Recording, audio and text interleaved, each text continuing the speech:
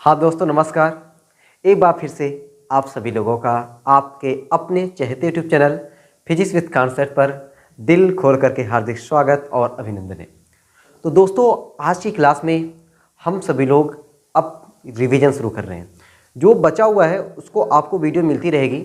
बाकी आज से हम लोग रिवीजन करना शुरू करेंगे और आपके एग्ज़ाम तक हर एक चीज़ का रिवीजन कराएंगे। यानी आपका दीर्घ उत्तरीय प्रश्न, आपका लघु उत्तरीय प्रश्न और आपका अति लघु उत्तरीय प्रश्न, और टाइम मिल जाएगा तो आपका कुछ बहुविकल्पी प्रश्न भी रिवीजन में हम लोग शामिल करेंगे।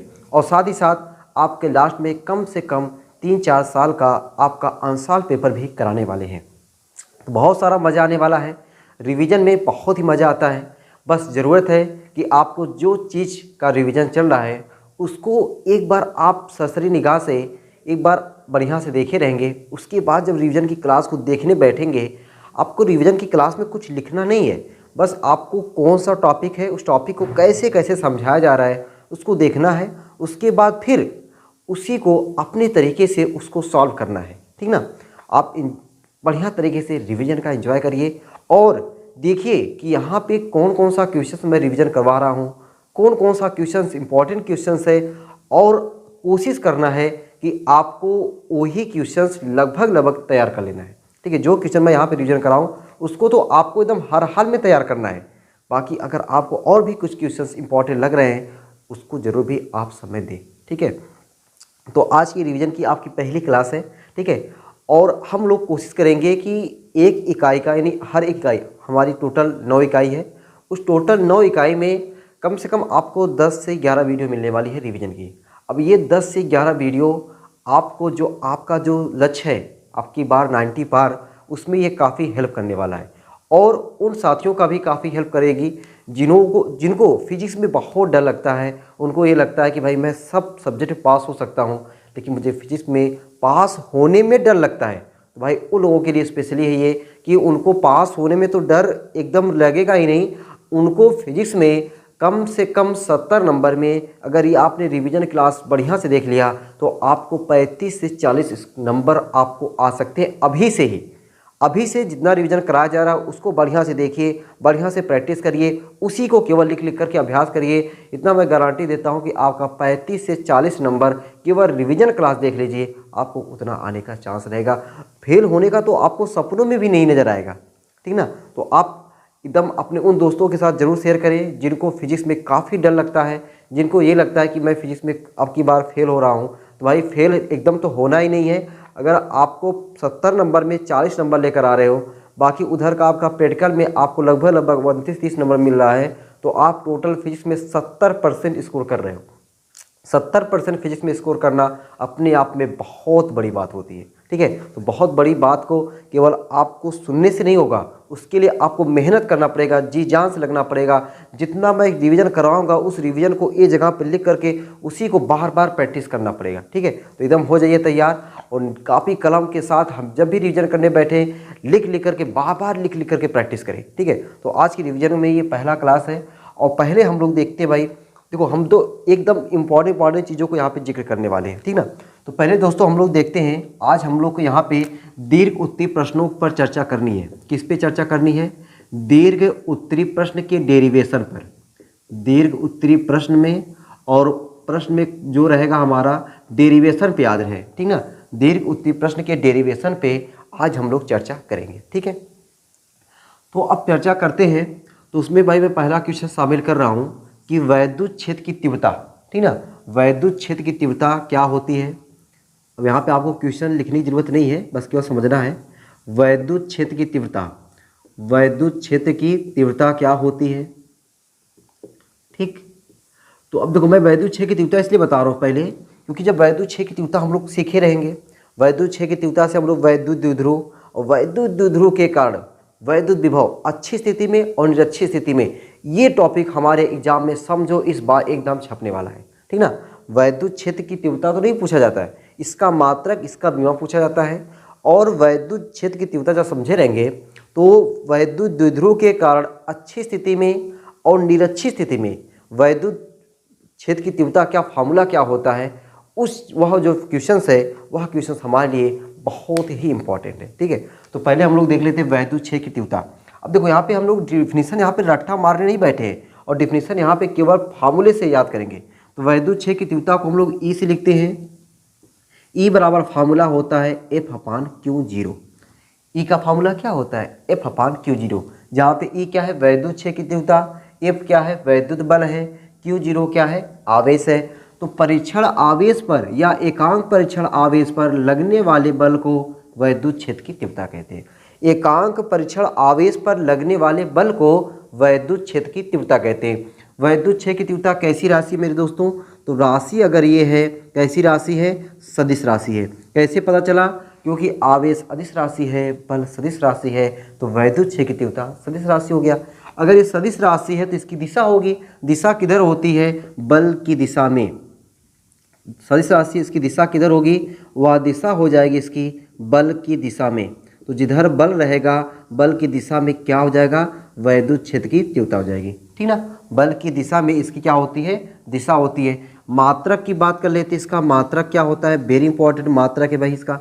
ठीक है, एक नंबर में कई बार पूछा गया है कि वैद्युत क्षेत्र की तीव्रता का मात्रक क्या होता है। जो मात्रक होता है, बल का मात्रक न्यूटन, आवेश का मात्रक कूलाम, तो न्यूटन प्रति कूलाम इसका मात्रक होता है। और भी मात्रक होते मेरे प्यारों, और देखो मात्रक क्या होता है। ई का एक फार्मूला और होता है, ई बराबर होता है V/L। ई का एक और फार्मूला होता है, वह फार्मूला होता है ई बराबर V/L। तो V जहाँ पे विभवांतर है और L लंबाई है, विभवांतर का मात्रक वोल्ट, लंबाई का मात्रक मीटर, तो वोल्ट प्रति मीटर, मैं हिंदी में इसको लिख दे रहा हूँ, वोल्ट प्रति मीटर भी इसका मात्रक होता है। वोल्ट प्रति मीटर भी इसका मात्रक होता है। एक और मात्रक, ठीक है, एक और मात्रक उसको मैं बता दे रहा हूँ। ठीक है, देखो अगर हम लोग न्यूटन को जूल बनाना है, न्यूटन को जूल बनाना है तो इसमें मीटर से गुणा करेंगे, तो यहाँ हो जाएगा न्यूटन मीटर, और न्यूटन मीटर क्या होता है? जूल होता है, और नीचे क्या रहा? Coulomb meter. तो एक और इसका जो मात्रक होता है जूल प्रति कूलाम मीटर, ये बहुत कम लोगों को पता होता है और ये याद करने की जरूरत नहीं होती है। ये आपको कभी कभी ऑप्शन में दे देता है ना। ऑप्शन में देखो कैसे देता है, कहेगा कि निम्नलिखित में से वैद्युत क्षेत्र की तीव्रता का मात्रक नहीं है। नहीं है इसका मतलब है कि उसमें 3 मात्रक होगा, एक नहीं होगा, तो अब 3 मात्रक होगा। कौन कौन सा? ये हमने लिख दिया। तो वैद्युत क्षेत्र की तीव्रता का अब क्या याद रखना है? परिभाषा नहीं, परिभाषा एग्जाम पूछेगा? एकदम नहीं। क्या पूछता है? मात्रक पूछता है। कैसी राशि है? सदिश राशि है। दिशा किधर होता है? बल की दिशा में होता है। बीमा की बात कर लेते भाई। बीमा देखो, अब बीमा आप किसी से भी निकालो, मात्रक से बीमा निकाला जाता है, चाहे इससे निकालो, चाहे इससे निकालो, चाहे इससे निकालो, सबसे सेम आने वाला है। तो सबसे आसान कौन है? इससे आसान है, इससे निकाल देते हैं। न्यूटन की बीमा होता है यानी बल की बीमा M/L/T-2, आवेश का AT। ठीक है, आवेश का क्या होता है? AT। अब ये AT जब ऊपर जाएगा M/L/T- ऊपर जाएगा T-3 A-1। ठीक, तो ये बीमा याद करने वाली चीज़ है? नो। कहाँ से याद करोगे बीमा? यहाँ से निकालोगे। मात्रक याद हुआ न्यूटन प्रति कूलाम, वोल्ट प्रति मीटर, जूल प्रति कूलाम मीटर। कैसी राशि है? सदिश राशि। वैद्युत क्षेत्र की तीव्रता में आपको 1 नंबर पक्का, 1 नंबर क्या हो गया? पक्का हो गया। अब दोस्तों जो मैं बताने जा रहा हूँ उसका यूज आपको अभी जो मैं वैद्युत द्विध्रुव के कारण वैद्युत क्षेत्र की तीव्रता बताऊंगा, जो आपको 5 नंबर दिलाएगा। कितना नंबर? 5 नंबर दिलाएगा। उसके लिए फार्मूला, उस फार्मूला को क्या बोलते हैं? बिंदु आवेश के कारण वैद्युत क्षेत्र की तीव्रता। इसका डेरिवेशन दोस्तों कभी नहीं पूछता। बिंदु आवेश के कारण जो वैद्युत क्षेत्र की तीव्रता है उसको आपको कभी नहीं पूछेगा, कभी नहीं। वैद्युत क्षेत्र की तीव्रता, ठीक ना। तो बिंदु आवेश के कारण जो वैद्युत क्षेत्र की तीव्रता होती है वह आपको क्या याद रखना है? E बराबर 1/4 पाई एप्सिलॉन 0 Q/R²। क्या फार्मूला होता है? E बराबर 1/4 पाई एप्सिलॉन 0 Q/R²। अब इतना बड़ा अगर आपको याद करने में तकलीफ हो रही हो तो इसको KQ/R², KQ/R² ये याद रखना है। दोनों अगर आपको याद हो सकता है, दोनों 1/4 पाई एप्सिलॉन 0 Q/R² या KQ/R², ये फार्मूला याद कर लेना है। किसमें काम आएगा? अभी जो मैं बताऊंगा वैद्युत द्विध्रुव के कारण वैद्युत क्षेत्र की तीव्रता, उसमें ये काम आने वाला है। ठीक है, ये एप्सिलॉन 0 क्या है मेरे प्यारों? एप्सिलॉन जीरो जो है ना वह है वायु या निर्वात की वैद्युतशीलता। क्या है ये? वायु या निर्वात की वैद्युतशीलता। क्या ये भी पूछता है? अभी बता रहा हूँ भाई, वायु या निर्वात की ये क्या है? वैद्युतशीलता है। क्या ये? वैद्युतशीलता है। अब ये वैद्युतशीलता क्या होता नहीं पूछता है, क्या पूछता आपसे? एप्सिलॉन जीरो का मान पूछता है। एप्सिलॉन जीरो का मान कभी पूछ लिया, नहीं तो नहीं। एप्सिलॉन जीरो का मात्रक पूछता है। एप्सिलॉन जीरो का क्या पूछेगा आपसे? मात्रक पूछेगा। एप्सिलॉन जीरो की बीमा पूछता है। एप्सिलॉन जीरो की बीमा पूछता है। तो दोस्तों आपको बस केवल ध्यान से देखना है और बढ़िया से इसको एकदम रट मारना है। जो मैं बता रहा हूँ उसको एकदम बढ़िया तरीके से। क्या मैंने बताया? वैद्युत क्षेत्र की तीव्रता की परिभाषा नहीं, मात्रक बीमा याद होना चाहिए, ये फार्मूला याद होना चाहिए। और यहाँ पे इसका मान, मात्रक और बीमा। मान कितना होता है मेरे प्यारे भाई? इसका मान होता है 8.85 गुणे 10 की घाते -12। मात्रक क्या होता है? कूलाम स्क्वायर प्रति न्यूटन मीटर स्क्वायर। अब जिसको सब ये याद होगा ना उनका हौसला बढ़ेगा, उनको लगेगा अरे सर जो बता रहे इंपॉर्टेंट मुझे पहले से याद है। अगर आपको पहले से याद है तो ये आपको बेनिफिट कराएगा, नहीं याद है तो अभी से दम रट डालो, ठीक है। कूलाम स्क्वायर प्रति न्यूटन मीटर स्क्वायर। बीमा हमने बताया, बीमा याद करने वाली चीज़ नहीं है। बीमा आपको सीखना है कहाँ से? मात्रक से क्या निकालना है हमको? बीमा निकालना है। मात्रक देखो कूलाम का क्या होता है? 80 घटिया 2 लगा है ना, तो घटिया 2 लगा दो, 80 स्क्वायर। न्यूटन का भी आपने देखा क्या होता है? m/L/T-2, ठीक। मीटर स्क्वायर का L2। अब इसी को सही से लिख दो, ऊपर जाएगा m तो m-1। यल देखो 2 1 3, ऊपर जाएगा -3, m-1 L-3, T-2 ऊपर +2 है, ऊपर चला गया +4 हो गया, T⁴ A2। ये एप्सिलॉन जीरो का मान, मात्रक और बीमी सूत्र हो गया। तो मैं आपको ये सब बता दे रहा हूँ भाई, आपको एग्जाम में कैसे कैसे पूछा गया है, ठीक है। चलो भाई इसको आपको वीडियो को स्क्रीनशॉट ले लिया करो। स्क्रीनशॉट लेने से बढ़िया भाई आपको वीडियो को देखो बढ़िया से और एक रफ रखो बढ़िया सा, उसमें चीज़ों को इंपॉर्टेंट केवल लिखो, ठीक है। इंपॉर्टेंट केवल दोहराने वाला लिखो कि अब हमको एग्जाम टाइम में यही केवल दोहराना है और बहुत चीज़ें नहीं। जैसे आवेश किसे कहते हैं, आवेश कितने प्रकार का होता है, धनात्मक आवेश क्या है, ऋणात्मक आवेश क्या है, ठीक है। ये सब भैया आपको नहीं पूछा जाता है, ठीक है। कूलाम का नियम आपसे पूछा जाएगा? कभी नहीं पूछा जाएगा। तो आपको वो चीज़ पे इस समय फोकस करना, क्योंकि इस समय जो आपको टाइम देना है नंबर के लिए देना है, नॉलेज के लिए नहीं। नॉलेज के लिए हमने बहुत पढ़ लिए, ठीक ना। हम लोग जुलाई से क्या पढ़ रहे हैं? नॉलेज के लिए पढ़ रहे हैं, लेकिन अब किसके लिए पढ़ेंगे? नंबर के लिए पढ़ेंगे, ठीक है। चलो भाई इसको उठा दें। चलो भाई इधर मिटाते हैं। अब हम लोग क्या देखते हैं कि वैद्युत द्विध्रुव के कारण वैद्युत क्षेत्र की तीव्रता। क्या देखेंगे? वैद्युत द्विध्रुव के कारण वैद्युत क्षेत्र की तीव्रता। तो दोस्तों वैद्युत द्विध्रुव के कारण वैद्युत क्षेत्र की तीव्रता जो है वह हमारा अच्छी स्थिति और निरक्षी स्थिति, ये दोनों हमारा इंपॉर्टेंट है। तो अब ये दोनों हमारा इंपॉर्टेंट है, तो पहले हम लोग क्या सीखेंगे कि वैद्युत द्विध्रुव है क्या, ठीक। अच्छा, क्या वैद्युत द्विध्रुव आपके एग्जाम में पूछता है? यस, वैद्युत द्विध्रुव में आपको पूछता है कि वैद्युत द्विध्रुव का एग्जाम्पल बताइए। वैद्युत द्विध्रुव क्या पूछेगा? वैद्युत द्विध्रुव का एग्जाम्पल क्या पूछेगा? वैद्युत द्विध्रुव का एग्जाम्पल क्या होता है, उदाहरण क्या होता है। आइए दोस्तों पहले वैद्युत द्विध्रुव समझ लेते हैं। वैद्युत द्विध्रुव एक प्रकार का निकाय होता है। क्या होता है? निकाय होता है। एक ऐसा निकाय होता है जिसमें दो बराबर और विपरीत आवेश, देखो ये -q है तो ये +q होगा, ये -2q होगा तो ये +2q होगा। बराबर और विपरीत आवेश एक दूसरे से बहुत कम दूरिया पर रखे हों। ऐसा निकाय जिसमें दो आवेश बराबर हों और विपरीत हों, एक दूसरे से बहुत कम दूरी पर रखे हों, उनको क्या बोलते हैं हम लोग?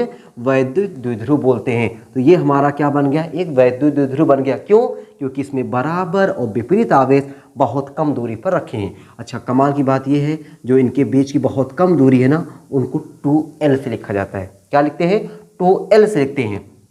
एग्जाम्पल की बात कर लेते हैं, जो आपको एग्जाम्पल पूछता है आपके एग्जाम में। एग्जाम्पल है भाई आपका HCl, H पे प्लस Cl पे माइनस, एग्जाम्पल हो गया। NaCl, ये भी क्या इसका एग्जाम्पल है? किसका? वैद्युत द्विध्रुव का एग्जाम्पल है। H2SO4, बस भाई बस बहुत है, ठीक है। 3 एग्जाम्पल आपको वैद्युत द्विध्रुव के लिए बहुत है। ठीक है, चलो वैद्युत द्विध्रुव आघूर्ण, ये भाई आपसे पूछता है वैद्युत द्विध्रुव आघूर्ण परिभाषा नहीं पूछता। क्या पूछता है इसमें? इसका मात्रक पूछता है, इसकी बीमा पूछता है, इसकी दिशा पूछता है। तीनों पे चर्चा करते हैं। वैद्युत द्विध्रुव आघूर्ण, ठीक, तो वैद्युत द्विध्रुव आघूर्ण परिभाषा पूछता है नहीं, तो परिभाषा केवल क्या है? सुनना है। मात्रक, बीमा, दिशा ये पूछता है। चलो अब देखो वैद्युत द्विध्रुव आघूर्ण को याद करने का जो तरीका है वह आपको पता होगा दोस्तों। P बराबर क्या होता है? 2L/Q। 2L क्या है? आवेशों के बीच की दूरी। Q क्या है? दोनों में से किसी एक आवेश का परिमाण। तो आवेशों के बीच की दूरी और आवेश के परिमाण का गुणनफल क्या कहलाता है? वैद्युत द्विध्रुव आघूर्ण कहलाता है। ठीक है, अब देखो मात्रक, क्या मात्रक आपको रट्टा मारना पड़ेगा? नहीं बाबा नहीं। देखो कहाँ से? टू का कोई टू मतलब गिनती है, गिनती का कोनो मात्रक नहीं। यल क्या है? दूरी का मात्रक मीटर कुलाम लिखो चाहे कुलाम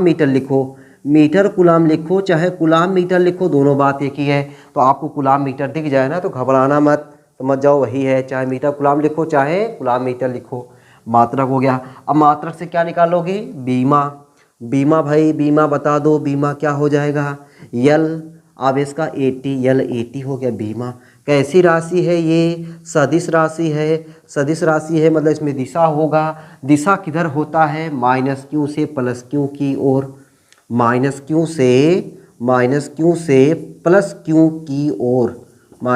से +Q की ओर। बोलो भाई मज़ा आ रहा है कि नहीं? अभी आपको जितना चीज़ें मैं बताया मज़ा आ रहा है कि नहीं? एकदम मज़ा आ रहा होगा। आप बढ़िया तरीके से इस रिवीजन क्लास का एंजॉय ले रहे हो। ठीक है, एकदम बढ़िया तरीके से लेते रहे। ठीक है, तो अभी हमने क्या बताया? वैद्युत द्विध्रुव आघूर्ण, मात्रक, बीमा और कैसी ये राशि है। अब दोस्तों ये तो आपको एक एक नंबर दिला देगा, अब आपको जो बड़ा नंबर दिलाएगा वह है वैद्युत द्विध्रुव के कारण वैद्युत क्षेत्र की तीव्रता एक अच्छी स्थिति में और एक निरक्षी स्थिति में। ये हम लोग देख लेते हैं। ठीक है, चलो इसको मिटा दें। चलो भाई इसको मैं मिटा देता हूँ। अभी मुझे इसका काम है, ठीक ना, ये भी इसको काम है तभी मैं इसको रखा हूँ। ठीक, चलो ये देखो ये हो गया, इसको भी मिटा दें, एकदम हो गया होगा। देखो भाई देखो जरा। अब लोग क्या देख लेते हैं कि वैद्युत द्विध्रुव के कारण वैद्युत क्षेत्र की तीव्रता कौन सी स्थिति में? अच्छी स्थिति में। कितनी स्थितियों में देखेंगे? 2 स्थितियों में। होता है तो 3 स्थिति। कौन सा? अच्छी स्थिति होता है, निरक्षी स्थिति होता है, किसी भी बिंदु पर होता है। तो किसी भी बिंदु पर अपने को इस समय कोई टाइम देने की जरूरत नहीं है। क्यों? नॉन इम्पॉर्टेंट है। अपने को नंबर के लिए पढ़ना है ना, तो इम्पॉर्टेंट पढ़ना है। अच्छी स्थिति देखेंगे, फिर क्या देखेंगे हम लोग? निरक्षी स्थिति देखेंगे। ठीक है, अच्छी स्थिति देखेंगे, निरक्षी स्थिति देखेंगे, और दोनों को ना बढ़िया से एकदम तैयार कर लो, एकदम बढ़िया से तैयार कर लो कि अब की आया तो छाप कराएंगे। ठीक है, एकदम बढ़िया से तैयार होना चाहिए। ये अच्छी स्थिति और निरक्षी स्थिति एकदम बढ़िया से तैयार होना चाहिए। ठीक है, थोड़ा सा डेरिवेशन है, डेरिवेशन आपको बढ़िया से देखो। नहीं समझ में आए एक बार और देखो, 2-3 बार लिख करके बढ़िया से एकदम तैयार कर डालना। ठीक है, जितना चीज़ मैं बोल रहा हूँ तैयार कर डालना, उसको एकदम बढ़िया से लिख करके प्रैक्टिस कर डालना।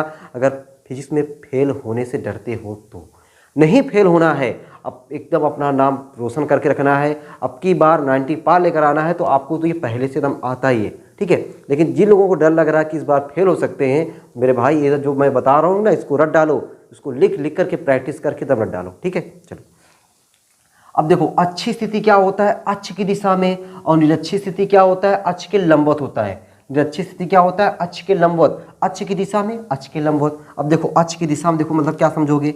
देखो अभी मैंने बताया था आपको वैद्युत द्विध्रुव, ये हमारा प्यारा सा बन गया क्या? वैद्युत द्विध्रुव। बहुत प्यारा सा दोस्तों ये वैद्युत द्विध्रुव। ठीक, कितने आवेश होते हैं? 2 आवेश होते हैं, -Q और +Q। इनके बीच का टोटल दूरी क्या होता है? 2L। अच्छा, अगर हम इसका सेंटर ले लेंगे तो ये दूरी हो जाएगी आपकी L, और ये दूरी क्या हो जाएगी? L, यानी 2L जो है वह 2 भागों में बेचारा बट गया। 2L कितने भागों में बट गया? 2 भागों में बट गया, L और L। हमें किस पोजीशन में निकालना है? अच्छी स्थिति में निकालना है। अच्छी स्थिति अभी हमने क्या बताया, अक्ष की दिशा में, देखो ये अक्ष की दिशा में, ये इसका अक्ष हो गया, इस अक्ष की दिशा में कोई बिंदु यहाँ पे P है, इसी बिंदु पर क्या करना है हमको, वैद्युत क्षेत्र की तीव्रता को निकालना है। क्या करना है, वैद्युत क्षेत्र की तीव्रता को निकालना है। वैद्युत क्षेत्र की तीव्रता देखो अभी यहाँ में हमने फॉर्मूला बताया, ये किस पे डिपेंड करता है, आवेश और दूरी पर। तो इस आवेश से इसकी दूरी क्या होगी, इस आवेश से इसकी दूरी क्या होगी, कब हमें जब, अच्छा देखो हमेशा ना वैद्युत द्विध्रुव के कारण चाहे तीव्रता निकालना हो, चाहे अभी अगवा पढ़ेंगे विभव निकालना हो, हमेशा हम लोग इसके सेंटर से ही निकालते हैं। कहाँ से निकालते हैं, सेंटर से। इसका सेंटर है, मान लेते हैं सेंटर से r दूरी पर कोई बिंदु P है, इसी पर हमको क्या करना है, विभव को छाप देना है। अब देखो सॉरी तीव्रता को निकाल देना है, छाप देना है। अब तीव्रता को निकालने के लिए इस आवेश से इसकी दूरी चाहिए, तो अब बताओ भाई इस आवेश से इसकी दूरी क्या होगी, समझो जो एकदम समझ के एकदम बढ़िया से। ये आवेश से इसकी जो दूरी है, यहाँ से यहाँ तक क्या है r, यहाँ से यहाँ तक क्या है l, हमें यहाँ से चाहिए, ये वाला हटा दो, निकाल दो। निकालने का मतलब होता है माइनस कर देना r माइनस l, और यहाँ से दूरी क्या हो जाएगी, यहाँ से दूरी हो जाएगी r प्लस l। ये समझ में आ गया। यहाँ से दूरी क्या है r, हमको यहाँ से चाहिए, यहाँ से इतना चाहिए, तो ये वाला क्या दो, निकाल दो। यहाँ से चाहिए, ये वाला जोड़ दो, ठीक है। यहाँ से यहाँ तक r प्लस l, यहाँ से यहाँ r माइनस l, यहाँ क्या है r है, ठीक। दूरी आपको मिल गई, दूरी मिल गया, आवेश मिल गया, बोलो भाई निकल जाएगा कि नहीं, एकदम निकल जाएगा। अच्छा इसमें हमने आपको बताया जो बिंदु आवेश के कारण वैद्युत क्षेत्र की तीव्रता है, अगर प्लस आवेश है तो प्लस के कारण वैद्युत क्षेत्र की तीव्रता प्लस से दूर होता है। सुनो ध्यान से, प्लस के कारण वैद्युत क्षेत्र की तीव्रता प्लस से दूर, और माइनस आवेश के कारण वैद्युत क्षेत्र की तीव्रता माइनस की ओर। याद हो जाएगा, प्लस के कारण प्लस की ओर, प्लस से दूर, माइनस के कारण माइनस की ओर। ये कौन सा आवेश है, प्लस, प्लस के कारण प्लस से दूर, दूर मतलब मान लो इसको E1 हो गया, दूर हुआ कि नहीं, देखो तीर या दूर की तरफ भाग गई तीर। यहाँ पे माइनस का माइनस की ओर, ये हमारा हो गया E2 हो गया। E1 और E2 की डायरेक्शन क्या है, दिशा क्या है, अलग अलग है। जब इनकी दिशा अलग अलग है तो इनका जो परिणामी होगा, वह परिणामी इन दोनों में से घट के आएगा। क्या आएगा, इन दोनों में से घट के आएगा। तो अब घटाएंगे, कैसे घटाएंगे, पहले हम लोग E1 और E2 का मनवा निकालते हैं। अब देखो E1 का मनवा कैसे निकालेंगे, E1 बराबर फार्मूला क्या है, KQ बटा R स्क्वायर, KQ बटा R, प्लस वाला ले रहे हो ना तभी तो E1 लिखें। इसके कारण यहाँ डिस्टेंस क्या है, R माइनस L का होल स्क्वायर। बोलो भाई मजा आएगी नहीं, E1 समझ में आ गया। E1 बराबर E का फार्मूला क्या है, KQ बटा R स्क्वायर। K अपनी जगह पे, Q plus Q minus Q लिखते नहीं है, R की जगह पे R माइनस L का होल स्क्वायर। E2 लिख लो, E2 बराबर क्या हो जाएगा, KQ बटा दूरिया क्या है, R प्लस L का होल स्क्वायर। ये E1 हो गया, ये E2 हो गया। अब E1 E2 में कौन बड़ा है, देखो भैया ध्यान से देखो। E1 E2 में आप सोच रहे हो सर यहाँ पे प्लस है, ये बड़ा होना चाहिए, नहीं भाई नहीं, ये E2 छोटा है, E1 बड़ा है। 1/2 और 1/4 में कौन बड़ा है, कहोगे 1/2 बड़ा है। 1/2 बड़ा है, क्यों, नीचे वाला अगर बड़ा है, नीचे वाला छोटा है तो बड़ा हो जाता है, नीचे वाला छोटा है तो बड़ा हो जाएगा, नीचे वाला बड़ा है तो छोटा हो जाता है, नीचे वाला देखो बड़ा है तो छोटा हो गया। यानी E2 क्या है, E2 आपका छोटा है, E1 क्या है, आपका बड़ा है। तो जब भी घटाते हैं ना, बड़े में से छोटा को ही घटाते हैं। तो परिणामी तीव्रता जो हमारा होगा, कौन सा भैया, परिणामी तीव्रता होगा उसको हम लिखेंगे E, और E बराबर आपका हो जाएगा, आपका E1 minus E2। E1 minus E2 क्यों कर रहे हैं, क्योंकि E1 का मनवा क्या है, बड़ा है, ठीक। तो परिणामी तीव्रता E बराबर क्या हो जाएगा, E1 माइनस E2। ये दिक्कत तो नहीं ना कि E2 माइनस E1 क्यों नहीं हुआ। चलो अब E1 E2 का मान रखो और कक्षा 8 की तरह से एकदम मैथमेटिक्स का रूल लगाओ, एकदम तरीके से निकाल दो, आपका एकदम आंसर निकल के आ जाएगा। देखो प्यार से एकदम देखो बढ़िया से, E बराबर E1 की जगह पे KQ बटा R माइनस L का होल स्क्वायर, माइनस E2 जगह पे KQ बटा R प्लस L का whole square, no problem. E बराबर यहाँ भी KQ, यहाँ भी KQ कामा ले लो, क्या बचा, 1/R माइनस L का whole square minus 1/R plus L का होल स्क्वायर। E बराबर यहाँ पर लिख देना भाई, E बराबर KQ, एलसीएम देखो हो जाएगा, ये एलसीएम आपका हो जाएगा R माइनस L का whole square, R plus L का होल स्क्वायर। ये वाला इससे कट जाएगा, R प्लस L का होल स्क्वायर ऊपर गया, माइनस आर माइनस एल का होल स्क्वायर ऊपर गया, ई बराबर K Q A plus B का होल स्क्वायर लगाओ, ए माइनस बी का होल स्क्वायर लगाओ। किसको नहीं याद है ए प्लस बी का whole square, A minus B का होल स्क्वायर? ये तो कक्षा 5 से सीखते चले आ रहे हो ना एकदम। A square plus B square plus 2ab minus A square plus B square plus 2ab। अब आपको लगेगा सर यहाँ पे कैसे आप कर दिए, यहाँ पे कैसे कर दिए? बता रहा हूँ, बता रहा हूँ, घबराओ मत जरा। R square minus L square का होल स्क्वायर, ये बाहरवा माइनस है, क्या है यहाँ पे माइनस है, चिन्ह बदल जाएगा। तो R square plus L square minus 2rl होता है ना, आर स्क्वायर प्लस था माइनस हो गया, एल स्क्वायर प्लस होता माइनस हो गया, माइनस 2rl होता प्लस हो गया है। समझो जरा, समझो समझो समझो जरा। कट गए, बर्बाद हो गए। अब देखो ई बराबर कहाँ लिखे भैया? यहाँ पे आ जाएगा, यहाँ पे आ जाए, एकदम आ जाए भाई। ठीक है, यहाँ पे आ जाता हूँ। तो भाई वीडियो कितनी भी लंबी क्यों ना हो, 40 मिनट 50 मिनट 1 घंटा 1.5 घंटा नो प्रॉब्लम। ठीक है, एकदम जूझे रहना, लगे रहना। अब नहीं लग पाओगे ना तो पीछे रह जाओगे। ठीक है, अब आपको ये नहीं देखना है वीडियो कितनी लंबी है, बस मिलनी चाहिए वीडियो। 2rl कितना हो गया? 4rl। क्या हो गया? इंटू 4rl बटा R square minus L square का होल स्क्वायर। ठीक, ये ठोक केस ठोकते हैं। चलो भाई केस भी अभी रहने देते हैं। ई बराबर K into 2l Q, K into 2l Q, ठीक है, इंटू 2r बटा R square minus L square का होल स्क्वायर। तो भाई हमने क्या किया? अभी हमने आपको बताया था ना किसके बारे में? पी के बारे में। इस पी को क्या कहते हैं? वैद्युत द्विध्रुव आघूर्ण। वैद्युत द्विध्रुव आघूर्ण बनाने के लिए 2l क्यू चाहिए। देखो हमने यहाँ से 2l क्यू ले लिया। 2l क्यू देखो है नहीं, 4 को 2 दूना 4, 2 यहाँ पे 2 यहाँ पे 4 हो गया। 2l क्यू हमने बना लिया। जब 2l क्यू बनाया तो एक 2 बचा, 2 यहाँ लिखा, आर यहाँ पे लिखा, के यहाँ ही है। अब यह 2l क्यू क्या बन जाएगा? पी बन जाएगा। अच्छा, और एक चीज़ मैं लिख देता हूँ, जो हमारा आर है वह हमारा आर यल से क्या है? बहुत बड़ा है। देखो यल बेचारा यहाँ से यहाँ तक है, लेकिन आर यहाँ से यहाँ तक, आर यहाँ से यहाँ तक, और यल केवल यहाँ से यहाँ तक। ये फिगर में है, बाकी रियल में पता है यल बहुत छोटा होता है। यल क्या होता है? बहुत छोटा होता है। तो आर जो है यल से बहुत बड़ा है। जब बहुत बड़ा है तो आर स्क्वायर है वह तो औरों बड़ा होगा। क्या होगा? औरों बड़ा होगा। तो ये बेचारा आर यल स्क्वायर कहा। चलो भाई ठीक है, तुम बहुत बड़े हो, मैं तुम्हारे आगे हाथ जोड़ता हूँ, मैं कुछ नहीं हूँ, मैं हट जाता हूँ। तो ये क्या हो गया? हट गया।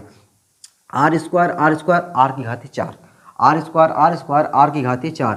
देखो मैं यहाँ पे कर देता हूँ, समझो ये हो गया हमारा आर इज़ ग्रेटर देन यल हो तो हमारा आर स्क्वायर जो होगा वह very greater than L square हो जाएगा।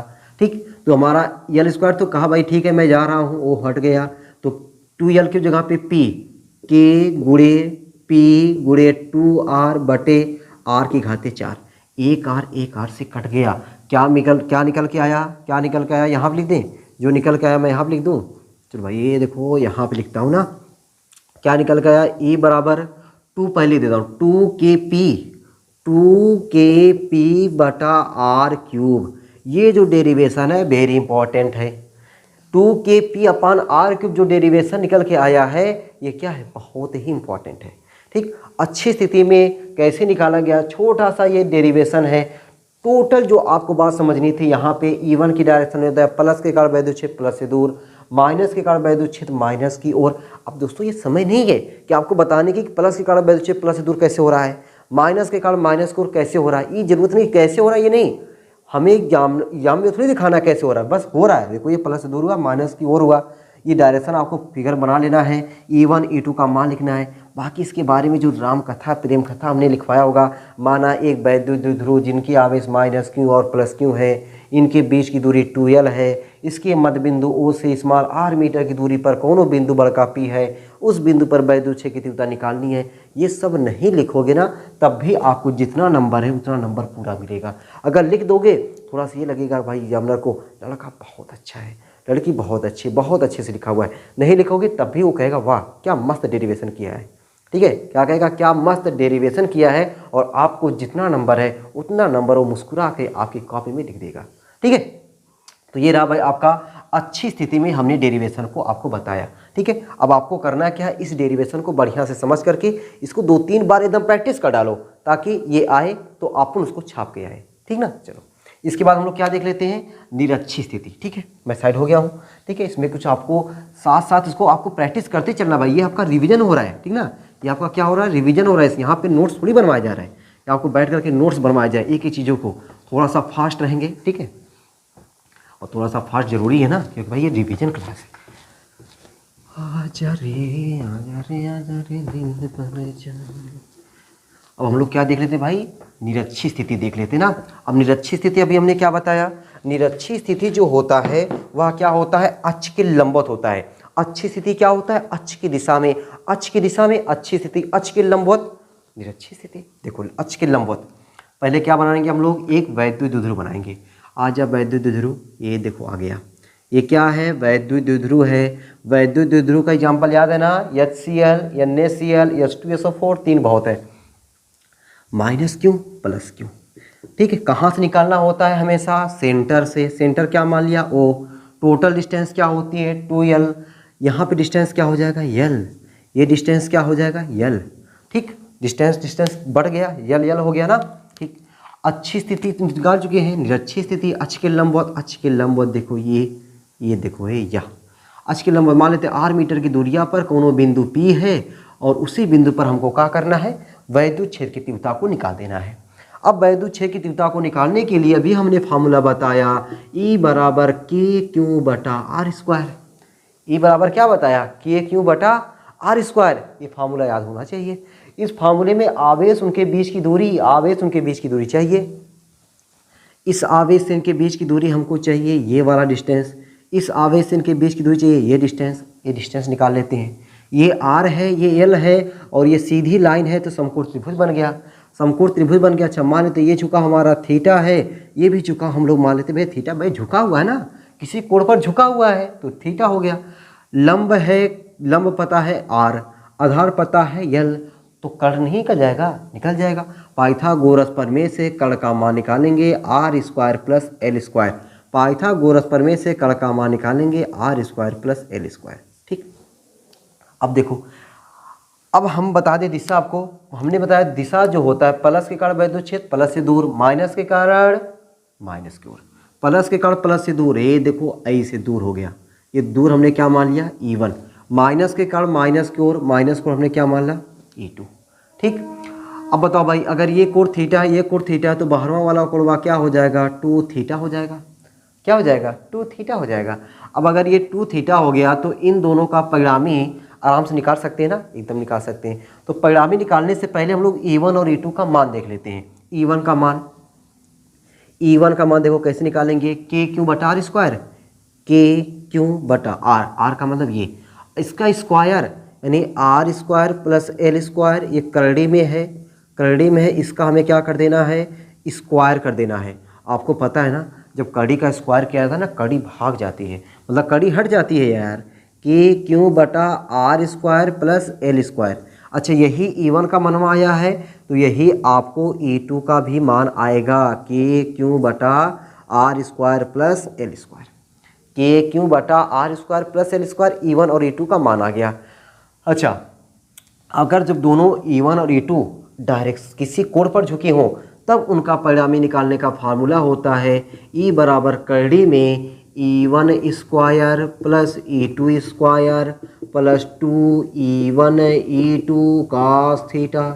तो भाई अब ये नया फार्मूला कोई पैदा नहीं हुआ है। हो सकता है कि भाई मैंने आपको जब लिखवाया होगा तो उसी तरीके से उसको इसके अवयव में अलग अलग करके अभी उसको भी मैं समझा दे रहा हूँ हल्का सा, ठीक है। लेकिन ये वाला ज़्यादा आसान है। अच्छा, ये बात देखो आसान कैसे है, आपने वेक्टर पढ़ा है ना, वेक्टर में बहुत बार आपने ये फार्मूला देखो, R बराबर करड़ी में A² plus B² plus 2AB cos theta. इससे तो एकदम भली भांति परिचित हो, ये तुम्हारा रिश्तेदार हो गया है ना, रिश्तेदार हो गया ना। R बराबर करड़ी में A² plus B² plus 2AB cos theta. अब देखो A की जगह पे E1, B की जगह पे E2 हो गया, बस और कुछ नहीं चेंजिंग है। बताओ, देख के बताओ, कोई चेंजिंग है? कोनो चेंजिंग नहीं है। कोनो चेंजिंग है? कोई चेंजिंग नहीं है। तो अब E बराबर करड़ी में E1 की जगह पे E लिख सकते हो, E2 जगह पे E लिख सकते हो, 2E1 जगह पे E लिख सकते हो, E2 जगह पे E लिख सकते हो, और cos थीटा जगह पे 2 थीटा लिख सकते हो, क्योंकि यहाँ पे 2 थीटा है। E1 और E2 आपस में क्या है, बराबर है। ठीक, E बराबर, अच्छा मैं इसको ई डैश लिख देता हूँ ना, ताकि नहीं पता चला ई गड़बड़ा जाएगा। ई डैश बराबर करड़ी में E square 2e² plus 2e² cos 2 theta. E dash बराबर 2e² करड़िए में कॉमन है किसका, 2e² का कॉमन 1 प्लस कॉस 2 थीटा। अब कॉस 2 थीटा का कौनो फार्मूला बता दो जिससे 1 हमारा जो अंदर है ना 1 वो चला जाए, 1 चल बसे, ऐसा कौनो फार्मूला बता दो। ठीक है, अब देखो फार्मूला क्या होता है, ई डैश बराबर करड़ी में 2e² 1 plus cos 2 theta, formula होता है 2 कॉस स्क्वायर थीटा -1, फार्मूला होता है कॉस 2 थीटा का 2 कॉस स्क्वायर थीटा -1 प्लस 1 चल बसे, 2 दूना 4, ये बार लिख दे करड़ी में 4e² कॉस स्क्वायर थीटा। ठीक है, 4e² कॉस स्क्वायर थीटा। तो ई डैश बराबर 4 का वर्गमूल बोल दो भाई 2, e² का वर्गमूल E, cos theta cos square theta का कॉस थीटा। बस बस बस बस जरा सा देखो भाई, ई चाहे E1 का बात करो चाहे E2 का बात करो, दोनों आपस में बराबर है, उसी को हमने क्या कहा, ई। देखो E1 की जगह पे ई, E2 की जगह पे ई, यानी हमारा E1 E2 और ई आपस में बराबर है। तो ई का मनवा क्या है, के क्यू बटा r² plus l² cos theta. अब देखो कॉस थीटा क्या हो जाएगा, फिगर पे आओ, फिगर पे कॉस थीटा, कॉस बराबर क्या होता है, आधार बटे कर। आधार क्या है यहाँ पे यल है, कर्ण क्या है हमारा, करड़ी में r² प्लस l², l बटा करड़ी में r² प्लस l²। ई डैश बराबर देखो 2l क्यू साथ में लिख दे, के पहले लिख दे, 2l क्यू को साथ में लिख दें, समझ गए होगे। 2l क्यू क्या बन जाएगा, p बन जाएगा। यहाँ पे देखो इसकी आधी घात इसकी एक घात, आधी और एक क्या होता है, डेढ़ मतलब 3/2, r² प्लस l² की घतिया क्या हो जाएगा 3/2।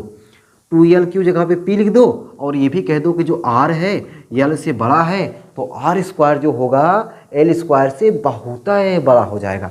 जब बहुत बड़ा हो जाएगा तो ई डैश बराबर के पी बटा r की घाते 2 की घाते 3/2, r घाते 2 है ही है, यहाँ पे 3/2। अब ये दो को क्या कर दिया, खत्म कर दिया। ई डैश बराबर के पी बटा आर क्यूब, ठीक, ये डेरिवेशन आ गया। क्या आया, के पी बटा आर क्यूब, और अच्छी स्थिति में क्या आया था 2kp बटा आर क्यूब। ज़्यादा कौन है, अच्छी स्थिति वाला ज़्यादा है, निरक्षी वाले से दोगुना है, निरक्षी वाले से क्या है, दोगुना है। तो ये रहा दोस्तों अच्छी स्थिति और निरक्षी स्थिति में हमने आपको बता दिया कि दोनों में से कोई एक जरूर आ जाता है, दोनों में से कोई एक जरूर आ जाता है। तो आपको इसको क्या करना है, बढ़िया से तैयार कर लेना है, लिख करके बढ़िया से प्रैक्टिस कर लेना है। ये सब बहुत ही आसान तरीके से हमने आपको बता दिया हुआ है, ठीक है।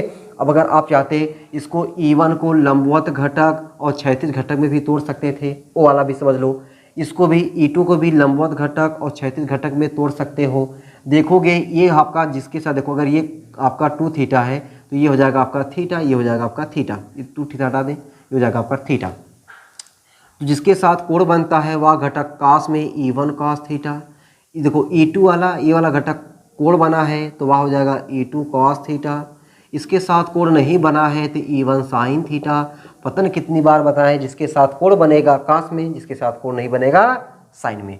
ये क्या हो जाएगा E2 sine theta, E2 sine theta. अब आप देख रहे हो E1 E2 का मान बराबर है, तो E1 sine theta E2 sine theta का मनवा बराबर होगा। इससे दोनों बेचारे अपसय में शहीद हो जाएंगे, जबकि दोनों एक ही दिशा में होने के कारण जुड़ जाता है। जब जुड़ जाता है तो E बराबर हो जाता है 2E1 cos थीटा। मतलब भैया E1 cos theta, E1 cos theta और E2 cos थीटा, E1 और E2 आपस में बराबर है, तो इसको लिख दो भैया आप 2, यहाँ पर लगा दो डैश, तो 2E cos थीटा। बस देखो यही चीज़ आएगी, नहीं जो चीज़ मैं यहाँ पे बताया वो चीज़ यहाँ पे डायरेक्ट आ गया। बस फर्क क्या है, इसमें आपको थोड़ा डेरिवेशन करके मिलता है, उसमें आपको शब्दों में लिखना पड़ता है कि E1 और E2 के इनके लंबवत और क्षैतिज घटकों में वियोजित करने पर इसके लंबवत घटक E1 साइन थीटा और E2 साइन थीटा परस्पर कट जाते हैं।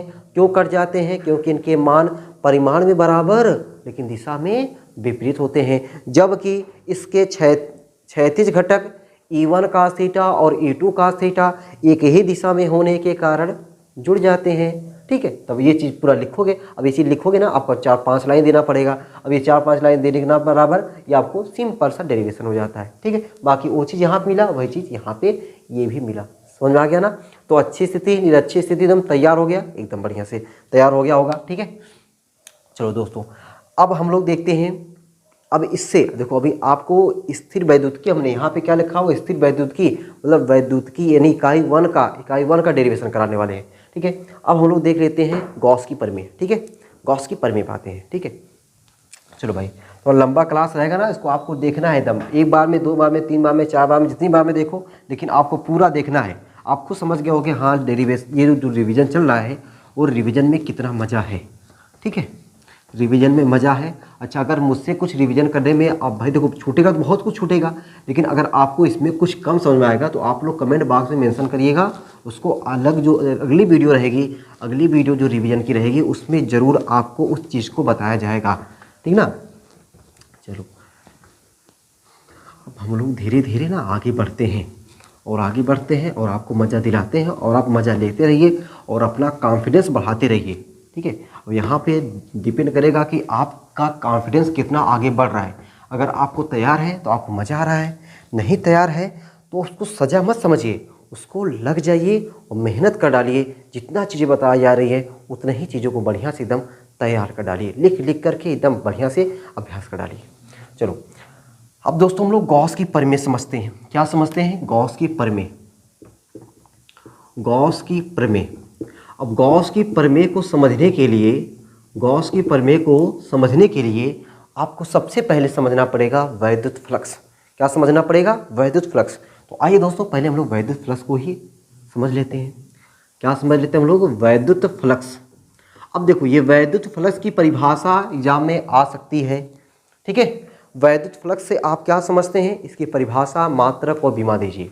ठीक है, तो इसका जो है परिभाषा, वैद्युत फ्लक्स की परिभाषा, मात्रक और बीमा, ये आपके लिए दोस्तों इम्पॉर्टेंट है।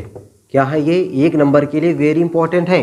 क्या? वैद्युत फ्लक्स की परिभाषा, मात्रक और बीमा, ये आपके लिए बढ़िया से तैयार रखना है। देखो दोस्तों, कैसे याद रखोगे? जो वैद्युत फ्लक्स होता है ना, देखो ये समझो कि वैद्युत क्षेत्र है कोई, ये क्या है? कोई वैद्युत क्षेत्र है और इस वैद्युत क्षेत्र में कोई पृष्ठ रख दिया गया है। ये क्या रख दिया गया है? कोई पृष्ठ रख दिया गया है, कोई क्षेत्रफल रख दिया गया है और इस क्षेत्रफल से, इस पृष्ठ से जितना वैद्युत बल रेखा, क्या बोला हमने? जितना वैद्युत बल रेखा गुजर जाए इस पृष्ठ से, पृष्ठ कहाँ पे रखा हुआ है? वैद्युत क्षेत्र में रखा हुआ है। इस पृष्ठ से जितना वैद्युत बल रेखा होकर गुजर जाए वही क्या कहलाता है? वैद्युत फ्लक्स कहलाता है। ठीक है, तो वैद्युत क्षेत्र में स्थित किसी पृष्ठीय क्षेत्रफल से होकर गुजरने वाली वैद्युत बल रेखाओं की संख्या की माप क्या कहलाती है? वैद्युत फ्लक्स कहलाती है। वैद्युत फ्लक्स कहलाती है, याद कर लो। अब देखो भाई, परिभाषा हो गया, एकदम मजा आ गया। मात्रक, अब मात्रक कैसे याद रखोगे? मात्रक देखो कैसे, एक इसका फार्मूला जब याद रखोगे परिभाषा में ही, इसका एक फार्मूला, अच्छा इसका सिंबल जो होता है फाई ई, ई मतलब इलेक्ट्रिक, फाई मतलब flux, electric flux. Phi E बराबर होता है vector E dot vector A, vector E dot vector A. Vector E से परिचय हो गया, क्या है? वैद्युत क्षेत्र की तीव्रता। ठीक, ए क्या है? क्षेत्रफल सदिश, वैद्युत क्षेत्र सदिश और क्षेत्रफल सदिश, और ये बिंदिया को बोलते हैं अदिश गुणन। अदिश गुणन को वैद्युत फ्लक्स कहते हैं। ये दूसरी परिभाषा हो गई, लेकिन आपको एक की परिभाषा याद रखो। ठीक है, ये फॉर्मूला याद रख लो, फाई ई बराबर ई ए वेक्टर ई ए या फिर ई ए कॉस थीटा। क्या हो गया? ई ए कॉस थीटा हो गया। अब यहाँ देखो मात्रक, देखो भैया मात्रक इंपॉर्टेंट है, मात्रक इंपॉर्टेंट है। ई का मात्रक हमने 3 मात्रक बताया था ई का। ठीक है, पहला मात्रक क्या बताया था? न्यूटन प्रति कूलाम। ए का मात्रक एरिया मीटर स्क्वायर। तो पहला मात्रक तो आपका यही बन गया। ठीक है, पहला मात्रक क्या बन गया आपका? न्यूटन मीटर स्क्वायर प्रति कूलम, ये मात्रक इंपॉर्टेंट है। इससे ज़्यादा इंपॉर्टेंट मात्रक दूसरा वाला है जो हमने आपको बताया था, वोल्ट प्रति मीटर। ई का मात्रक होता है, यस। एरिया का मात्रक मीटर स्क्वायर, अच्छा तो cos थीटा है ना, उसका कोनो मात्रक नहीं होता है। 1 मीटर को शहीद कर दिया, क्या मिला आपको? Volt meter. ये वोल्ट मीटर मात्रक किसका है? वैद्युत फ्लक्स का है। ये और इम्पॉर्टेंट है, वोल्ट मीटर जो मात्रक है वैद्युत फ्लक्स का, ये और भी इम्पॉर्टेंट है। तो वैद्युत फ्लक्स के हमने कितने मात्रक बताए? 2 मात्रक, न्यूटन मीटर स्क्वायर प्रति कूलम और वोल्ट मीटर। क्या मात्रक याद रख पाओगे? यस। मात्रक अगर बाई दफे आपके दिमाग से फिसल रहा है, सपोज दैट आपके दिमाग से मात्रक फिसल रहा है, तो ये फार्मूला ना फिसले। ये फार्मूला फिसला तो तुम भी फिसल जाओगे, और गई भैंस एक बार पानी में तो फिर निकले नहीं। चलिए अब देखो बीमा की बात कर लेता हूँ भाई। बीमा देखो, बीमा क्या हो जाएगा? यहाँ से निकालो चाहे यहाँ से निकालो, यहाँ से आसान है। क्यों आसान है? न्यूटन का पता है, मीटर का पता है, कूलम का पता है, बीमा अपने आप आएगा। देखो न्यूटन की जगह पे mL/t-2, मीटर स्क्वायर जगह पे L2, आवेश की जगह पे AT। अगर कुछ कट रहा है तो काटो, नहीं कट रहा है तो डायरेक्ट लिखो। यम नहीं कटेगा, अकेले है। यल पे देखो 2 1 3, L3 mL3, t- ऊपर आ जाएगा, 2 1 3 हो जाएगा, t-3 mL3 t-3 a-1। ठीक, तो ये हो गया भैया वैद्युत फ्लक्स की परिभाषा, मात्रक, बीमा। ठीक है, बीमी सूत्र, सब कुछ हो गया। ठीक, वैद्युत फ्लक्स कैसी राशि है? अदिश राशि है। कैसी राशि है? अदिश राशि। देखो जब 2 सदिशों का अदिश गुणा होता है तो ये अदिश राशि मिलती है, तो ये भी याद हो जाएगा। वैद्युत फ्लक्स कैसी राशि है? अदिश राशि है। ठीक, अब अगर आपने ये वैद्युत फ्लक्स सीख लिया है, तो गॉस की प्रमेय आपको अपने आप आएगी, दौड़ा के आएगी। देखो कैसे? गॉस की प्रमेय को याद रखने के लिए मेरे प्यारे भाई आपको ये फार्मूला याद होगा, फाई ई बराबर Q/ε0। बस हो गया गॉस का प्रमेय, बस इसी को शब्दों में केवल बोलो, शब्दों में बोलो तो सही, आपको गॉस की प्रमेय याद। क्यों मतलब ये जो बंद पृष्ठ है, बंद पृष्ठ के अंदर का कुल आवेश जो होता है वह क्या होता है? 1/ε0 गुना होता है। ठीक है, हमने क्या बताया कि कोई बंद पृष्ठ है, उस बंद पृष्ठ के अंदर जितने भी आवेश हैं उस सभी आवेश का 1/ε0 गुना होता है क्या? Phi E. फाई मतलब वैद्युत फ्लक्स। किसी बंद पृष्ठ से होकर गुजरने वाला वैद्युत फ्लक्स समस्त आवेश का 1/ε0 गुना होता है। और बढ़िया शब्दों में लिखना है, गॉस की प्रमेय के अनुसार किसी बंद काल्पनिक पृष्ठ से होकर गुजरने वाला वैद्युत फ्लक्स समस्त आवेश का 1/ε0 गुना होता है। बस ये हो गया गॉस की प्रमेय। अब दोस्तों ये गॉस की प्रमेय में एक वर्ड हमने बोला कि काल्पनिक पृष्ठ, उसी काल्पनिक पृष्ठ को हम लोग बोलते हैं गॉसियन पृष्ठ बोलते हैं। तो कभी कभी एक नंबर में ये भी पूछ लेता है कि गॉसियन पृष्ठ कहाँ होता है। ठीक है, गॉसियन पृष्ठ कहाँ होता है, तो अगर पूछ ले गॉसियन पृष्ठ क्या होता है, तो किसी बिंदु पर वैद्युत क्षेत्र की तीव्रता को निकालने के लिए उसके चारों तरफ जो बंद काल्पनिक पृष्ठ की कल्पना कर ली जाती है। किसी बिंदु पर वैद्युत क्षेत्र की तीव्रता को निकालने के लिए उसके चारों ओर जो बंद काल्पनिक पृष्ठ की कल्पना कर ली जाती है, वही कल्पना किया हुआ बंद काल्पनिक पृष्ठ क्या कहलाता है? गॉसियन पृष्ठ कहलाता है। क्या कहलाता है? गॉसियन पृष्ठ कहलाता है। और गॉस की प्रमेय का डेरिवेशन आपके एग्जाम के लिए इम्पोर्टेंट नहीं है, लेकिन फिर भी मैं चाहूँगा कि आपको बता ही दूँ। ठीक है, मैं चाहूँगा आपको बता ही दूँ कि गॉस की प्रमेय का निगमन, ठीक ना, मैं आपको क्या बताने जा रहा हूँ? गॉस की प्रमेय का निगमन।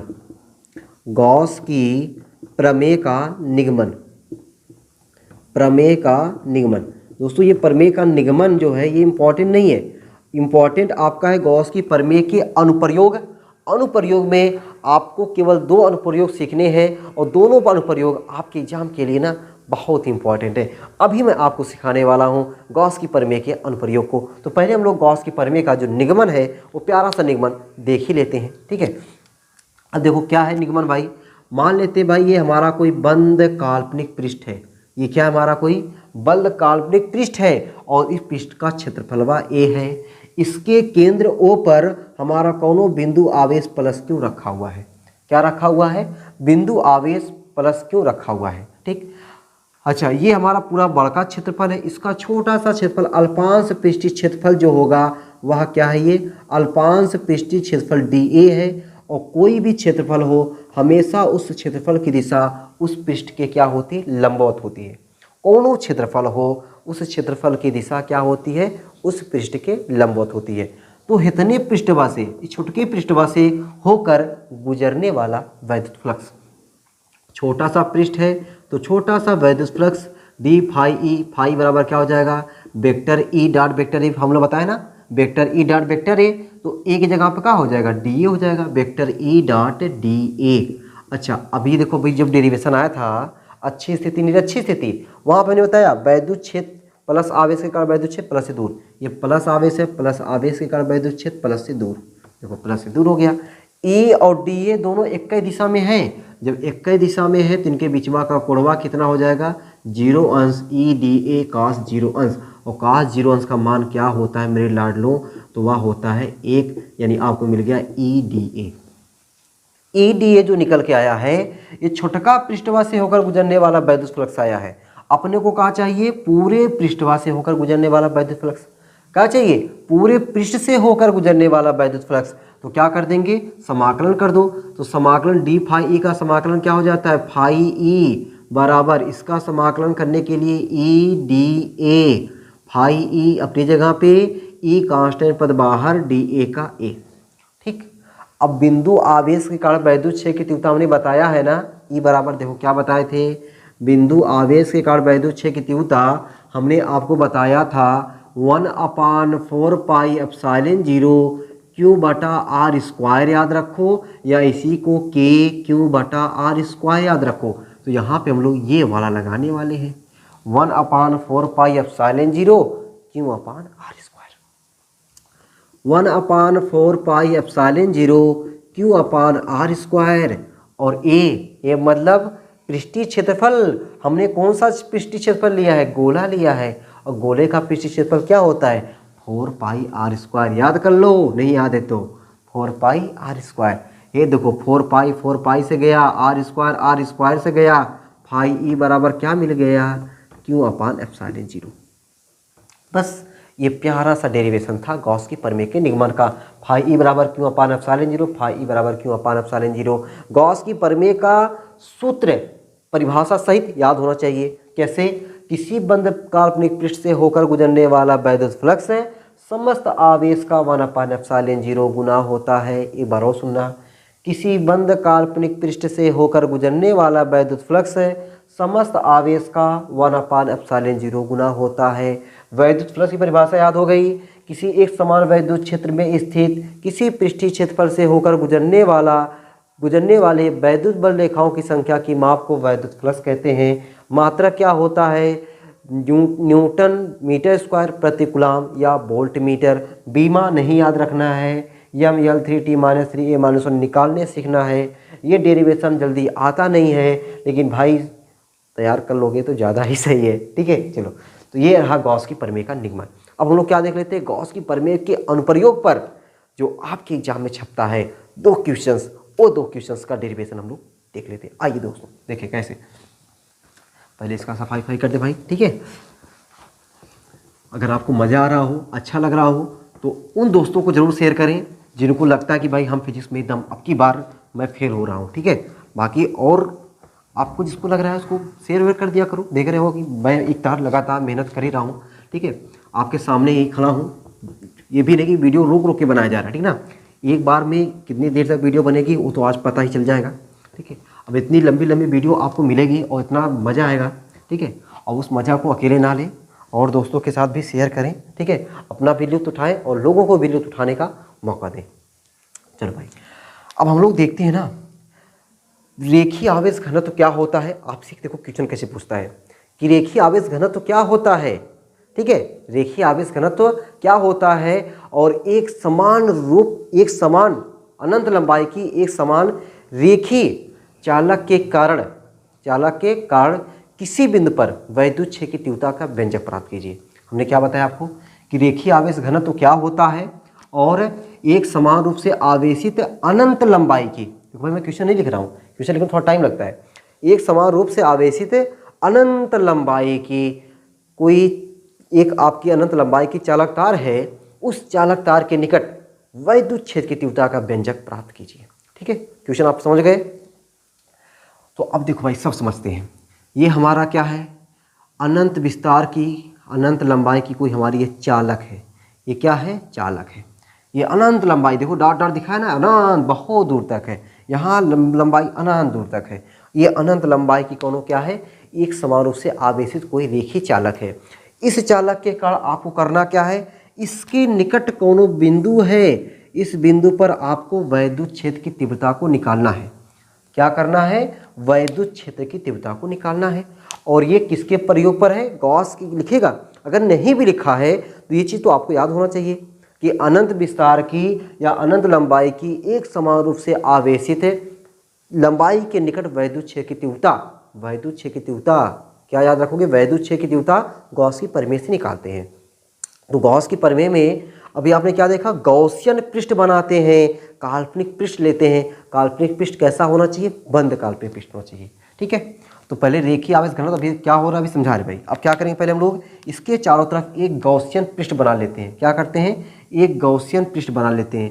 देखो बन जा बन जा बन जा रे, ये मैं बना रहा हूँ अपना प्यारा सा गॉसियन पृष्ठ। ठीक, ये देखो ये बन गया हमारा गॉसियन पृष्ठ। ये गॉसियन पृष्ठ हमने कैसा ले लिया, बेलनाकार ले लिया। अब ये चारों तरफ इसको ढक लिया है कि नहीं, एकदम ढक लिया है। ठीक है, अब ये गॉसियन पृष्ठ जो बना है मेरे भाई, इस गॉसियन पृष्ठ में जो लंबाई है, इस लंबाई को मान लेते हैं, इसकी लंबाई तो बहुत बड़ी है, लेकिन एल लंबाई पर हमने आवेश क्यों दे दिया है, और आवेश दिया और वह आवेश इसकी लंबाई पर एक समान रूप से फैल गया। प्लस आवेश है, प्लस के कारण वैद्युत क्षेत्र बोल दो प्लस से दूर, प्लस के कारण वैद्युत क्षेत्र क्या होता है, प्लस से दूर। इधर भी दूर हो सकता है, आप चाहो तो इधर भी दूर बना सकते हो, आप चाहो तो इधर भी दूर बना सकते हो। ठीक, ये हो गया। अब दोस्तों देखो कैसे निकालोगे भाई, वैद्युत क्षेत्र की तीव्रता हमको निकालना है। वैद्युत क्षेत्र की तीव्रता कैसे निकालेंगे, ये जो आपको पृष्ठ दिख रहा है, ये पृष्ठ में मैं आपको बता दूं, इसके टोटल आपको जो पृष्ठ दिखाई दे रहे हैं वह 3 दिखाई दे रहे हैं भाई। देखो जरा समझो इसको, ये मैं इसको आपको थोड़ा इस तरीके से इसको समझा दूं ताकि आपको बढ़िया तरीके से समझ में आ जाए ना। मुड़ जा भाई थोड़ा सा, तुम मुड़ जाओ। ये देखो ऐसे, ये समझो कोई हमारा बेलनाकार पृष्ठ है। ये क्या हो गया, कोई बेलनाकार पृष्ठ हो गया। ठीक, ये जो आपको बेलनाकार पृष्ठ दिखाई दे रहा है, इसमें आप देख रहे हो ना, ये वृत्ताकार वाला, ये वृत्ताकार वाला, ये निचवा वाला, ये भी क्या है, वृत्ताकार वाला है। ये क्या है, वक्र पृष्ठ। ये क्या है, वक्र पृष्ठ। ये है गोली पृष्ठ, ये है गोली पृष्ठ, और ये क्या है, वक्र पृष्ठ है। तो जो बेलन बना था, उस बेलन के कितने पृष्ठ दिखाई दे रहे हैं आपको, 3 पृष्ठ। ठीक है, कितने पृष्ठ दिखाई दे रहे हैं, 3 पृष्ठ दिखाई दे रहे हैं। तो मान लेते इस वाले पृष्ठ से होकर गुजरने वाला वैद्युत फ्लक्स क्या है, φ1। इस वाले पृष्ठ से होकर गुजरने वाला वैद्युत फ्लक्स क्या है, φ2। इस वाले पृष्ठ से होकर गुजरने वाला वैद्युत फ्लक्स क्या है, φ3। क्या है, φ3, ये हमने मान लिया। ठीक, अच्छा अगर हम बात करें दोस्तों इसके पृष्ठीय क्षेत्रफल की, इसका पृष्ठीय क्षेत्रफल हमने बताया, कौनो पृष्ठ हो उसका पृष्ठीय क्षेत्रफल क्या होता है, उसके पृष्ठ के लंबवत होता है। इस पृष्ठ के लंबवत इसका पृष्ठीय क्षेत्रफल इधर हो गया, इस पृष्ठीय क्षेत्र के लंबवत इसका पृष्ठीय क्षेत्रफल हो गया, इसके लंबवत इसका पृष्ठीय क्षेत्रफल ये हो गया। ठीक, तो टोटल जो गॉसियन पृष्ठ है उससे गुजरने वाला वैद्युत फ्लक्स हम मान लेते हैं फाई, और फाई बराबर φ1 प्लस φ2 प्लस φ3। अब आप सोच रहे होगे सर हम लोग वर्ड कैसे लिखेंगे। देखो ये वर्ड ना, फिजिक्स में वर्ड रट्टा नहीं मारा जाता, फिजिक्स में वर्ड को रट्टा नहीं मारा जाता है। फिजिक्स में वर्ड को क्या होता है, समझना पड़ता है। क्या करना पड़ता है, समझना पड़ता है। और देखो कैसे हम लोग समझते हैं, माना अनंत लंबाई की एक समान रूप से आवेशित कोई चालक तार है, जिससे स्मॉल r मीटर की दूरी पर एक बिंदु P है, जिस पर वैद्युत क्षेत्र की तीव्रता ज्ञात करनी है। इसके लिए बहुत ज़्यादा वर्ड नहीं बोल रहा हूँ, थोड़ा सा वर्ड, इस वर्ड को सुनो और कोशिश करो कि आप भी ऐसी वर्ड लिखना। बहुत ज़्यादा जो पहले वर्ड लिखे होंगे कभी ना, उतना वर्ड नहीं लिखना एग्जाम में, ठीक है, उतना वर्ड आपको एग्जाम में नहीं लिखना है। तो करना क्या है, जो हमने बताया, माना एक अनंत लंबाई की एक समान रूप से आवेशित रेखी चालक, जिसके रेखी चालक है, इससे स्मॉल r मीटर की दूरी पर कोई बिंदु P है और उस बिंदु पर क्या करना है, वैद्युत क्षेत्र की तीव्रता को निकालना है। अब वैद्युत क्षेत्र की तीव्रता को निकालने के लिए इसके चारों ओर एक गॉसियन पृष्ठ की कल्पना कर ली जाती है। यदि इससे होकर, इसके पृष्ठ से होकर कुल गुजरने वाला वैद्युत फ्लक्स फाई हो तो फाई बराबर phi 1 plus phi 2 plus phi 3, phi बराबर phi 1 plus phi 2 plus phi 3। अब दोस्तों देखो जरा, अभी हमने फाई की परिभाषा बताया था, फाई बराबर ई ए कास थीटा। फाई बराबर क्या होता है, ई ए कास थीटा। तो जब हमने फाई बराबर ई ए कास थीटा बताया था, तो यहाँ भी ई ए कास थीटा वाला तरीका लगाएंगे। देखो कैसे, फाई 1 की जगह पे क्या हो जाएगा, ई ए थीटा कितना हो जाएगा, 0 नहीं भाई नहीं, क्यों, देखो प्लस के कारण वैद्युत क्षेत्र इधर, क्षेत्रफल इधर, वैद्युत क्षेत्र आपका इधर है, क्षेत्रफल इधर है, कोण कितना बना 90 डिग्री, तो यहाँ पे क्या हो जाएगा 90 अंश। फाई 2 कौन है, फाई 2 ये वाला है, तो यहाँ पे कोण कितना हो जाएगा, बोल दो भाई बोल दो, कितना हो जाएगा 90 आंसर। फाई 3 में कोण कितना हो जाएगा, देखो जरा, ई इधर है, ए इधर है, कोण हो गया 0 अंश, ई ए कॉस 0 अंश। इतना आसान डेरिवेशन नहीं मिलने वाला है, ठीक है ना, इतना आसान डेरिवेशन। फाई बराबर 90 अंश का मान क्या होता है 0, 90 अंश का मान क्या होता है 0, 0 बट्टा 0, ई ए का 0 अंश का मान 1। फाई बराबर क्या मिल गया हमको, ई ए मिल गया। फाई बराबर क्या मिल गया, ई ए मिल गया। फाई की जगह पे क्या लगा दो, फाई की जगह पे लगा दो गॉसियन पृष्ठ, गॉस की पर में क्यू अपान एप्सिलॉन 0 ई ए की जगह पे ए रहने दो, ठीक है, ई की जगह पे ए नहीं भाई, ई की जगह पे बेलन का वक्र पृष्ठ है, याद होना चाहिए 2 पाई आर एल, बेलन का वक्र पृष्ठ 2 पाई आर एल। अब देखो यहाँ पे जरूरत पड़ी हमको रेखीय आवेश घनत्व की, इसीलिए मैंने स्टार्टिंग में नहीं बताया, स्टार्टिंग में मैंने नहीं बताया आपको रेखीय आवेश घनत्व। अब यहाँ पे हमको इस क्यू को हटाने के लिए रेखीय आवेश घनत्व की जरूरत पड़ी, इसीलिए वो जो क्वेश्चन वाला है ना, जो आपको इस क्वेश्चन को देता है, इस क्वेश्चन को जो देता है वो पहले में लिखा देता है कि रेखीय आवेश घनत्व की परिभाषा, तो आपको रेखीय आवेश घनत्व परिभाषा को पहले में लिख देना है। देखो पहले क्या लिखोगे, रेखीय आवेश घनत्व को हम लोग लिखते हैं लैम्डा से, लैम्डा बराबर होता है क्यू अपान एल। रेखीय आवेश घनत्व को लिखते हैं लैम्डा से और लैम्डा बराबर होता है क्यू अपान एल। एकांक लंबाई पर वितरित आवेश को, ध्यान से देखना, एकांक लंबाई पर वितरित आवेश को रेखीय आवेश घनत्व कहते हैं। एकांक लंबाई पर वितरित आवेश को रेखीय आवेश घनत्व कहते हैं। अब बताओ यहाँ से Q बराबर क्या हो जाएगा, Q बराबर हो जाएगा लैम्डा एल। Q बराबर क्या हो जाएगा, लैम्डा एल। अब यहाँ पे Q की जगह आप लिखते हैं लैम्डा एल बटा एप्सिलॉन 0 बराबर ई गुणे 2 पाई आर एल, ई गुणे 2 पाई आर एल। अब देखो कुछ कटेगा, एकदम कटेगा, यल तो बेचारा गया, यल गए। अब ई बराबर क्या निकल के आएगा, ई बराबर निकल के आएगा 1/2 pi epsilon 0 lambda upon R. हो गया डेरिवेशन आपका, हो गया डेरिवेशन। अब यहाँ पे आप चाहते हो 1/4 पाई एप्सिलॉन 0 बनाना, 2 से गुणा करना पड़ेगा, और 2 से यहाँ पे गुणा करोगे, ऊपर 2 से गुणा करना पड़ेगा। तो ई बराबर 1/4 पाई एप्सिलॉन 0 2 लैम्डा बटा आर। ये भाई है प्यारा सा डेरिवेशन। आपको इतना बढ़िया फिगर बनाओ, ठीक है, इसमें कलर वाइज लगाओ। ये चीज़ आपको जो मैंने phi 1 phi 2 phi 3 R P L plus लिखा है ना, इसको आप 2-3 पेन से लिखो, बढ़िया से लंबा सा फिगर बनाओ। उसके बाद देखो कितना झक्कास लगता है फिगर झक्कास लगेगा। उसका डेरिवेशन बढ़िया से लिखो, उसमें डेरिवेशन में कुछ ये चीज़ें जो आ जाती है उसको बगल में आप अलग पेन से लिखो।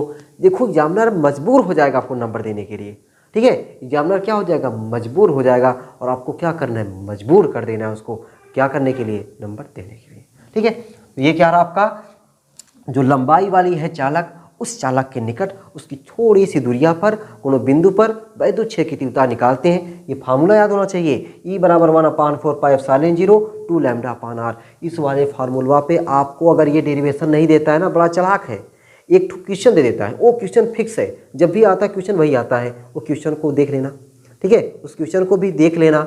अगर ये डेरिवेशन नहीं आया तो उस पर ये क्वेश्चन आ जाता है, ठीक है, चलो मजा आ गया। चलो अब दोस्तों हम लोग क्या देख लेते हैं। ये तो गॉस की प्रमेय में हमने बताया, दो प्रमेय जो है आपको एग्जाम में बार बार पूछता है।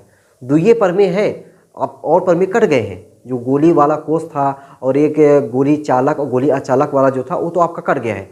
तो जब वो कट गया तो उसको हमको टच ही नहीं करना है। क्या फ़ायदा उसको टच करने से, जो हमको और जो इम्पॉर्टेंट है हम उसको केवल देख रहे हैं। तो ये आपका इम्पॉर्टेंट था, इसको मैंने आपको बताया। उम्मीद है कि ये आपको समझ में आया होगा। एकदम दोस्तों इसी की तरह है एक समतल अचालक चादर के निकट वैद्युत क्षेत्र की तीव्रता। ठीक है, इसको मिटाते हैं एकदम भाई, मिटाते इसको एकदम इसी की तरह। इसको मैंने ज़्यादा समय इसलिए लिया ताकि जो अगला वाला है उसको मैं इसका कम समय लेकर के आपको मैं समझा दूँ, ठीक ना। इसका कम समय लेकर के उसको मैं समझा दूँ। देखो भाई अभी आप देखोगे तो आपको लगेगा कि ये अगर कम समय में आया भी होगा ना, उसको देखोगे तो दोनों सतहों में पूरा क्लियर हो जाएगा। दोनों देखोगे दोनों साथ में क्या हो जाएगा, एकदम बढ़िया से क्लियर हो जाएगा। तो छोटी सी निकाल देते हैं। समतल, क्या समतल आचालक, ध्यान रखना भाई, आचालक है ये। समतल आचालक चादर, चादर कहो चाहे प्लेट कहो, चादर भी कह देता है प्लेटो कह देता है। तो ये नहीं कि चादर हम दिखाएंगे प्लेट आ गया तो देख के घबरा जाओ।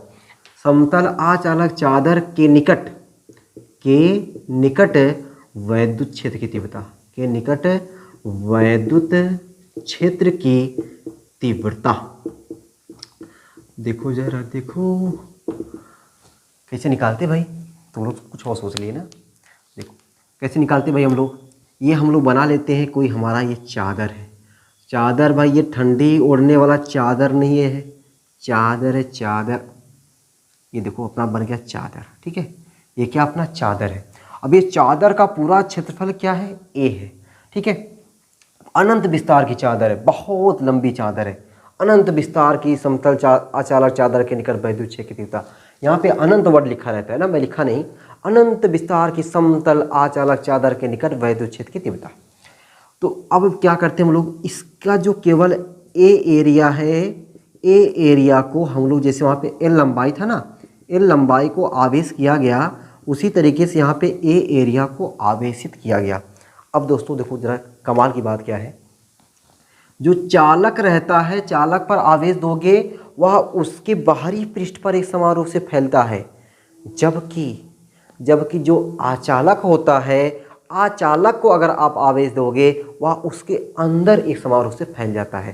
देख रहे हो, इसके अंदर, ये नहीं कि इसके बाहर पृष्ठ पर, ऐसे ऐसे बाहर पृष्ठ पर नहीं फैला है। कहाँ फैला है, इसके अंदर एक समान रूप से फैल गया है। क्या होगा, अंदर एक समान रूप से फैल गया है। अब अंदर एक समान रूप से फैल गया है तो इसके कारण हमको क्या निकालना है, वैद्युत क्षेत्र की तीव्रता। कहाँ पे निकालना है, इसके निकट। इसके निकट मान लेते हैं इस प्लेट से निकट स्मॉल r दूरिया पर कोनो बिंदु P है। इस बिंदु पर हमें क्या करना है, वैद्युत क्षेत्र की तीव्रता को निकालना है।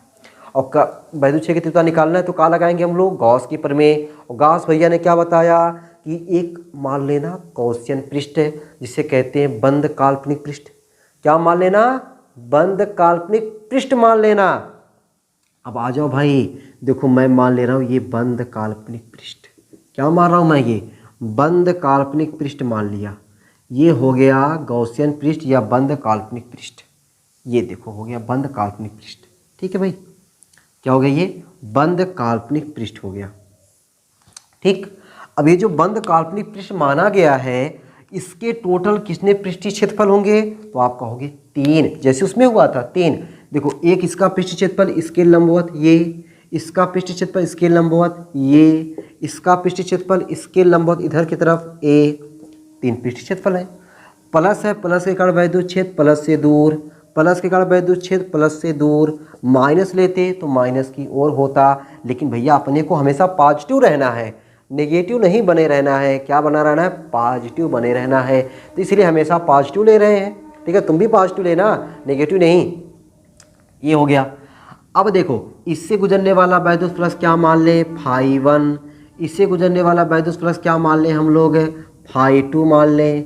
इससे गुजरने वाला वैद्युत फ्लक्स हम लोग क्या मान लेते हैं, φ3 मान लेते हैं। ये मैं केवल φ1 φ2 लिख दे रहा हूँ फिगर में समझाने के लिए, बाकी आपको ये φ1 φ2 φ3 लिखने की जरूरत नहीं है। अब टोटल जो गॉसियन पृष्ठ है, टोटल गॉसियन पृष्ठ से होकर गुजरने वाला वैद्युत फ्लक्स जो फाई होगा, वह फाई कितने भागों में, 1 2 3, 1 2 3, φ1 प्लस φ2 प्लस φ3।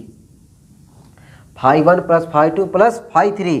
अब फाई की परिभाषा भी देखे थे, क्या था, ई ए कॉस थीटा। बस यहाँ पता होना चाहिए कि ई और ए के बीचवा में कुड़वा क्या है, ई और ए के बीचवा में कुड़वा क्या है। φ1 जगह पे ई ए कॉस, ई इधर की दिशा में, ए इधर की दिशा में, दोनों एक ही दिशा में, एक ही दिशा मतलब कोण 0 अंश, ई ए कॉस 0 अंश प्लस φ2 जगह पे देखो ये है, ये देखो ए इधर, ई इधर, ई इधर, ए इधर, ए इधर, ई इधर, कई बार बोल दिए ताकि समझ जाओ। कितना हो जाएगा, 90 अंश, ई ए कॉस 90 अंश प्लस ए इधर, ए इधर, दोनों एक ही दिशा में, तो कोणवा कितना हो गया, 0 अंश। ठीक है, अब देखो cos 90 अंश का मान क्या होता है, 0, 0 अंश का मान क्या होता है, 1 होता है। तो फाई बराबर ई ए गुणे 1 प्लस ई ए गुणे 0 प्लस ई ए गुणे 1। तो फाई बराबर आपको मिल गया ई ए प्लस ई ए, अरे बोल दो भाई क्या हो जाएगा, 2EA। इस ई फाई के जगह पे गॉस की प्रमेय याद रखो, क्यों अपान एप्सिलॉन 0 2E, ई तो हमको चाहिए ए को ए रहने दो, क्यों भाई, अभी देखो जरा। अच्छा यहाँ पे देखो, जब क्षेत्रफल पर वितरित आवेश होता है ना, आवेश लंबाई पर वितरित रहेगा उसे बोलेंगे रेखीय आवेश घनत्व है। अगर वही आवेश क्षेत्रफल पर वितरित है उसे बोलते हैं पृष्ठीय आवेश घनत्व। और पृष्ठीय आवेश घनत्व का सिंबल होता है सिग्मा। सिग्मा बराबर होता है क्यू अपान ए। तो क्यू बराबर बोलो भैया सिग्मा ए, क्यू बराबर सिग्मा ए, सिग्मा ए बटा एप्सिलॉन 0 बराबर 2EA। देखो ए चल बसे, जब ए चल बसा तो ई बराबर क्या मिला, सिग्मा बटा 2 एप्सिलॉन 0, ई बराबर सिग्मा बटा 2 एप्सिलॉन 0। याद आ, मजा आ गया। ये फार्मूला भी याद रखना है, ई बराबर सिग्मा बटा 2 एप्सिलॉन 0। और रेखीय आवेश घनत्व वाले में क्या था कि ई बराबर 1/4 पाई एप्सिलॉन 0 2 लैम्डा बटा आर। इसमें क्या आया, ई बराबर सिग्मा बटा 2 एप्सिलॉन 0। सिग्मा क्या है, पृष्ठीय आवेश घनत्व। एप्सिलॉन 0 क्या है, वायु या निर्वात की वैद्युशीलता, चुंबकशीलता नहीं वैद्युशीलता। ठीक है, चलो भाई ये रहा आपका गॉस की प्रमेय। और गॉस की प्रमेय पे जितनी भी चीज़ें थी जो आपको डेरिवेशन से रिलेटेड चीज़ें जीती थी उतनी चीज़ें मैंने आपको बताया। ठीक है, अब दोस्तों हम लोग आते हैं वैद्युत विभव पर। किस पे आ जाते हैं, वैद्युत विभव पर आ जाते हैं। ठीक है, अब देखो वैद्युत विभव में क्या क्या चीज़ें इंपॉर्टेंट है। अगर आपने वैद्युत क्षेत्र की तीव्रता सीख लिया ना, उसी से रिलेटेड आपको वैद्युत विभव मिलने वाला है, उसी से एकदम रिलेटेड वैद्युत विभव मिलने वाला है। ठीक है, अब देखो भाई कैसे हम लोग करते हैं, इसको मिटा उठा दें। चलो भाई मिटा उठा देते हैं। ठीक है, जितना मैं क्वेश्चन बता रहा हूँ भाई समझो कि ये सब आपके लिए इंपॉर्टेंट है। और एक इकाई से मैं कोशिश करूँगा कम से कम आपको 7 से 8 क्वेश्चंस रखने को। ठीक है, 7 से 8 क्वेश्चंस को रखो और उसको बढ़िया तरीके से दोहराओ तहराओ। उसके बाद देखो आपको अगर डर लगे तो फिर मुझसे बात करो, तो आपको इतना कॉन्फिडेंस खुद जागेगा कि आपके अंदर डर नाम की कोई चीज़ नहीं रह जाएगी। ठीक है ना, आपके अंदर डर नाम की कोई चीज़ नहीं रह जाएगी। तो आप क्या कहोगे, अब तो डरना मना है। चलो अब दोस्तों हम लोग देखते हैं वैद्युत विभव। तो वैद्युत विभव में हम उन बहुत सारी चीज़ों को एकदम टच नहीं करेंगे क्योंकि ये रिवीजन क्लास है। रिवीजन में वही टच करेंगे जो आपके एग्जाम में लगभग छपने का एकदम चांसेस रहेगा। तो वैद्युत विभवांतर परिभाषा एकदम नहीं पूछी जा सकती। ठीक है, वैद्युत विभवांतर परिभाषा रट्टा मार करके हीरो बनने की जरूरत नहीं है। जरूरत क्या है आपको, मात्रक याद रखने की, परिभाषा नहीं, मात्रक और बीमा याद रखने की। तो दोस्तों देखो मैं डायरेक्ट आता हूँ, बात करता हूँ बीमा और मात्रक पे। वैद्युत विभव को हम लोग V से लिखते हैं। V बराबर होता है W अपान क्यू। V बराबर क्या होता है, W अपान क्यू। मात्रक की बात यहाँ से परिभाषा बोल सकते हो, परिभाषा पे नो टच। ठीक है, मात्रक की बात करते हैं मेरे प्यारे भाइयों। मात्रक आपको याद होना चाहिए, आपको बीमा याद होना चाहिए, आपको पता होना चाहिए कि ये सदिश राशि है कि अदिश राशि है, ये आपको पता होना चाहिए। आओ आ जाओ। ये देखो मात्रक है ना, क्या W क्या है, कार्य है। कार्य का मात्रक क्या होता है, जूल होता है। आवेश का मात्रक क्या होता है, कूलाम होता है, जूल प्रति कूलाम। जूल प्रति कूलाम आपको याद होना ही चाहिए। साथ ही साथ वोल्ट, जूल प्रति कूलाम को हम लोग क्या कहते हैं, वोल्ट भी कहते हैं। क्या कहते हैं, वोल्ट भी कहते हैं। तो विद्युत विभव का मात्रक जूल प्रति कूलाम या वोल्ट होता है। ठीक है, बीमा, जूल की विमा m(L)T-2 m(L)2T-2 गजब। आवेश की AT ऊपर आ जाएगा ना तो m(L)2T-3 A-1 m(L)2T-3 A-1 कैसी राशि है? तो अदिश राशि है। कैसे पता चला? भैया कार अपना अदिश है, आवेश अदिश है, दोनों अदिश है, कहाँ से अदिश पैदा हो सकता है? कभी नहीं। तो कैसी राशि है ये? अदिश राशि है। हो गया। वैद्युत विभव वैद्युत विभवांतर दोनों ही जैसे। इसमें एक चीज़ पूछता है इलेक्ट्रॉन वोल्ट, ठीक है, electron volt, electron volt, electron volt जो है वह परिभाषा नहीं पूछता मेरे भाई, परिभाषा नहीं पूछता। ये पूछता है एक इलेक्ट्रॉन वोल्ट में कितने जूल होते हैं, एक इलेक्ट्रॉन वोल्ट में कितने जूल होते हैं, ये इंपॉर्टेंट है, ठीक है। ये क्या है आपका इंपॉर्टेंट है, एक इलेक्ट्रॉन वोल्ट में कितने जूल होते हैं। तो देखो अच्छा इलेक्ट्रॉन वोल्ट क्या होता है?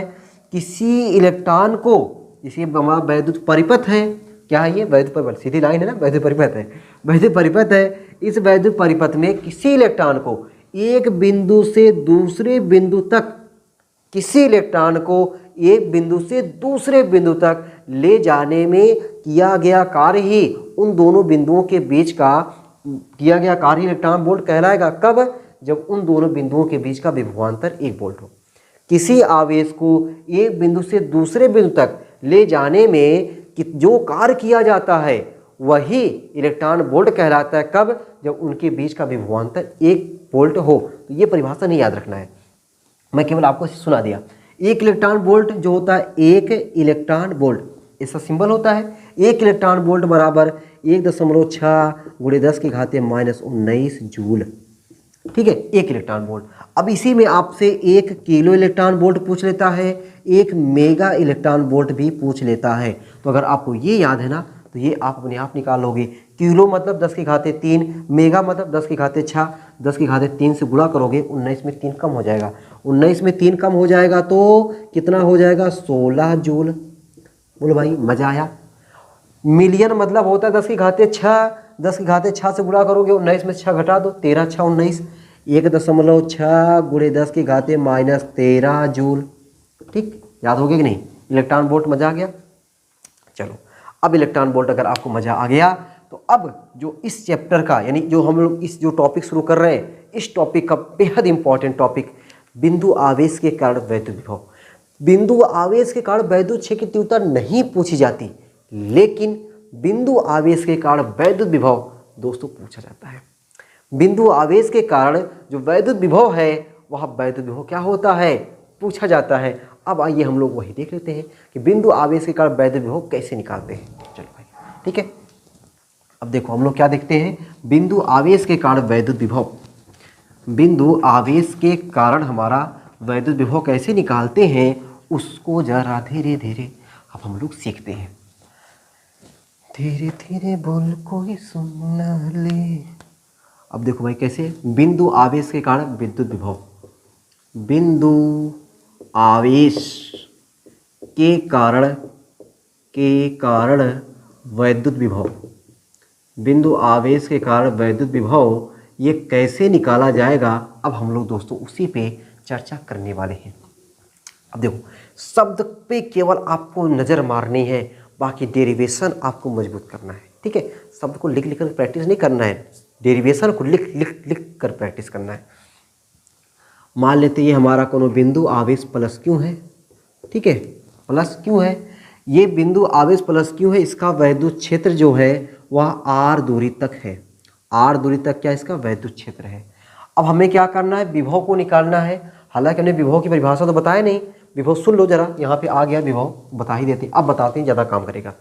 विभव परिभाषा क्या, अनंत एकांक आवेश को अनंत से, कहाँ से, बहुत दूरिया से, मतलब अनंत से, एकांक आवेश को अनंत से वैद्युत क्षेत्र के भीतर किसी बिंदु तक लाने में जो कार्य प्राप्त होता है या जो कार्य किया जाता है उसे उस बिंदु का वैद्युत विभव कहते हैं।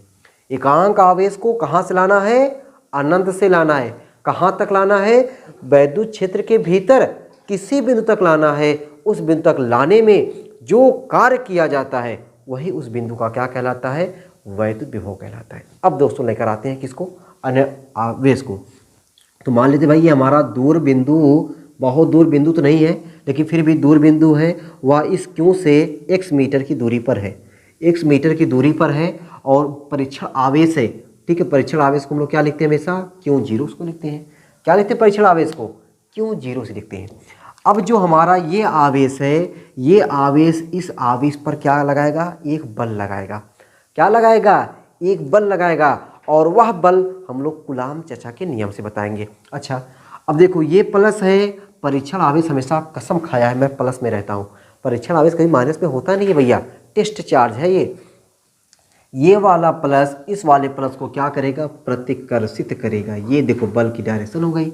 तो इसके कारण इस आवेश पर जो लगने वाला बल है, वह लगने वाला बल F बराबर 1/4 पाई एप्सिलॉन 0 Q0 बटा x स्क्वायर। अब ये आपको सोचोगे सर ये कहाँ से आ गया, अरे भाई कूलाम के नियम के अनुसार आया है ये कूलाम के नियम के अनुसार 1/4 पाई एप्सिलॉन 0 Q0 बटा x स्क्वायर हो गया। ठीक है, तो हमें करना क्या है, परीक्षण आवेश को अपने को कहाँ से लाना है, अनंत से लाना है।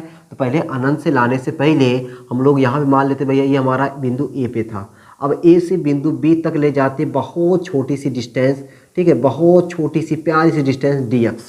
ठीक है, dx छोटी सी डिस्टेंस बल यफ के विरुद्ध, बल यफ के विरुद्ध छोटी सी डिस्टेंस dx लाने में किया गया कार्य, छोटी सी डिस्टेंस dx लाने में किया गया कार्य, छोटा सा डिस्टेंस छोटा सा कार्य, और छोटा सा कार्य हो गया बाबू dw। कार्य बराबर फार्मूला पढ़े हैं f vector f dot dx, ये बल का फार्मूला है, सॉरी कार्य का फार्मूला हो गया। तो dw बराबर f हो जाएगा f dx cos थीटा। अब थीटा कितना हो जाएगा 0 अंश, क्यों, क्योंकि बल नहीं, थीटा कितना हो जाएगा 180 अंश, क्यों, क्योंकि बल की डायरेक्शन उधर और विस्थापन हो रहा है इधर। तो थीटा कितना कर दे, चलो ये बात तो पहले थीटा कर ही दिए हैं। तो थीटा यहाँ पे कितना हो जाएगा 180 अंश, क्यों 180 अंश, क्योंकि बल और विस्थापन दोनों एक दूसरे से विपरीत में है, बल इधर लग रहा है विस्थापन इधर हो रहा है। थीटा कितना हो गया 180 अंश हो गया, कितना हो गया 180 अंश हो गया। तो dw बराबर क्या हो गया f dx cos 180 अंश, और cos 180 अंश का मान होता है -1, dw बराबर -f dx। अब यहाँ पे अगर हम f का मानवा रख दें तो कोई गलती एकदम नहीं, f का मान रखते भाई, आ जाओ जरा f का मान रख देते हैं। जब f का मान रख देंगे तो dw बराबर हो जाएगा -f की जगह पे 1/4 पाई एप्सिलॉन 0 Q0 अपान x स्क्वायर इंटू dx। ये छोटा सा कार्य कब आया, जब हमने अपना जो परीक्षण आवेश था ना, अपने परीक्षण आवेश को बिंदु ए से बिंदु बी तक लेकर आए तब। ठीक है, बिंदु ए से बिंदु बी तक लेकर आए तब ये हमारा छोटा सा कार्य निकल के आया है। ठीक है, लेकिन अपने को क्या चाहिए, अपने को बहुत बड़ा कार्य चाहिए। क्या चाहिए, बहुत बड़ा कार्य चाहिए, और वह बहुत बड़ा कार्य हमको कहाँ से कहाँ तक चाहिए, अनंत से गुरुत्वीय क्षेत्र के भीतर, अनंत से गुरुत्वीय क्षेत्र के भीतर। तो छोटा सा कार्य मिल गया है, बहुत बड़ा कार्य चाहिए, क्या करेंगे, समाकलन करेंगे। समाकलन, इसका dw का समाकलन, लिमिट क्या हो जाएगी 0 से w, और लिमिट 0 से w कैसे हुआ, जब हमारा आवेश अनंत पे था तो कोई कार्य नहीं हुआ, जैसे ही गुरुत्वीय क्षेत्र पर आता है कार्य w हो जाता है। इधर लगाते हैं समाकलन का चिन्ह, -1/4 पाई एप्सिलॉन 0 Q0 अपान x स्क्वायर dx। इसकी लिमिट देखो भैया, पहले हमें कहाँ पे है, आवेश अनंत पे है, अनंत से कहाँ पे ला रहे हैं, गुरुत्वीय क्षेत्र मतलब r तक, अनंत से गुरुत्वीय क्षेत्र, मैं गुरुत्वीय क्षेत्र बाबा बोल रहा हूँ भाई, वैद्युत क्षेत्र है ना, अनंत से वैद्युत क्षेत्र तक लेकर आ रहे हैं, तो वहाँ पे हमारा कितना कार्य हो जाएगा। ठीक है, बस भाई अब देखो मुझे जो यहाँ पे टॉप बताना था, जो इसका था हो गया, अब इसका डेरिवेशन क्यों मिलेगा, क्या मिलेगा, डेरिवेशन, उसमें आपको समाकलन उमाकलन लगा करके डेरिवेशन कर देना है। ठीक है, देखो भाई डेरिवेशन इसका करते हैं झक्कास तरीके से। dw का समाकलन w, लिमिट या 0 से w, इसमें देखो -1/4 पाई एप्सिलॉन 0 Q0, सब कांस्टेंट है, सब कांस्टेंट है, बाहर कर दो। क्या, समाकलन अनंत से r 1/x square dx।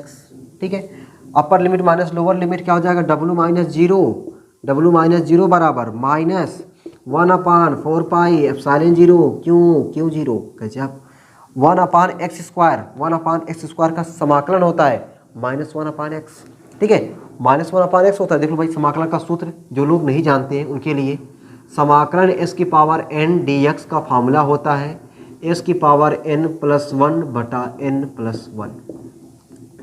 x² है, ऊपर ले जाओगे x की घाते -2 हो जाएगा, x की घाते -2 + 1 बटा -2 + 1, x की घाते -1 बटा -1 -1/x। वही हमने बताया कि 1/x² का समाकलन क्या होता है, -1/x होता है। कैसे होता है, ऐसे ऐसे ऐसे होता है, ठीक है।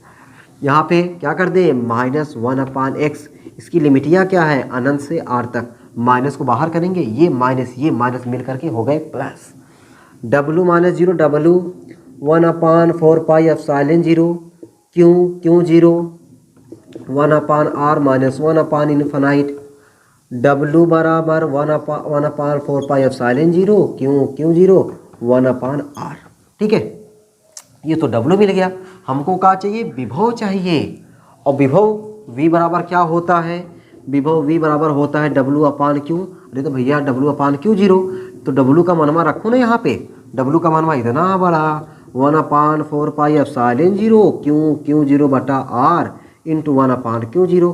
वो देखो क्यों 0 गया, क्यों 0 गया, तो v बराबर 1/4πε0 q बटा r, ये हमारा क्या आ गया, फार्मूला आ गया।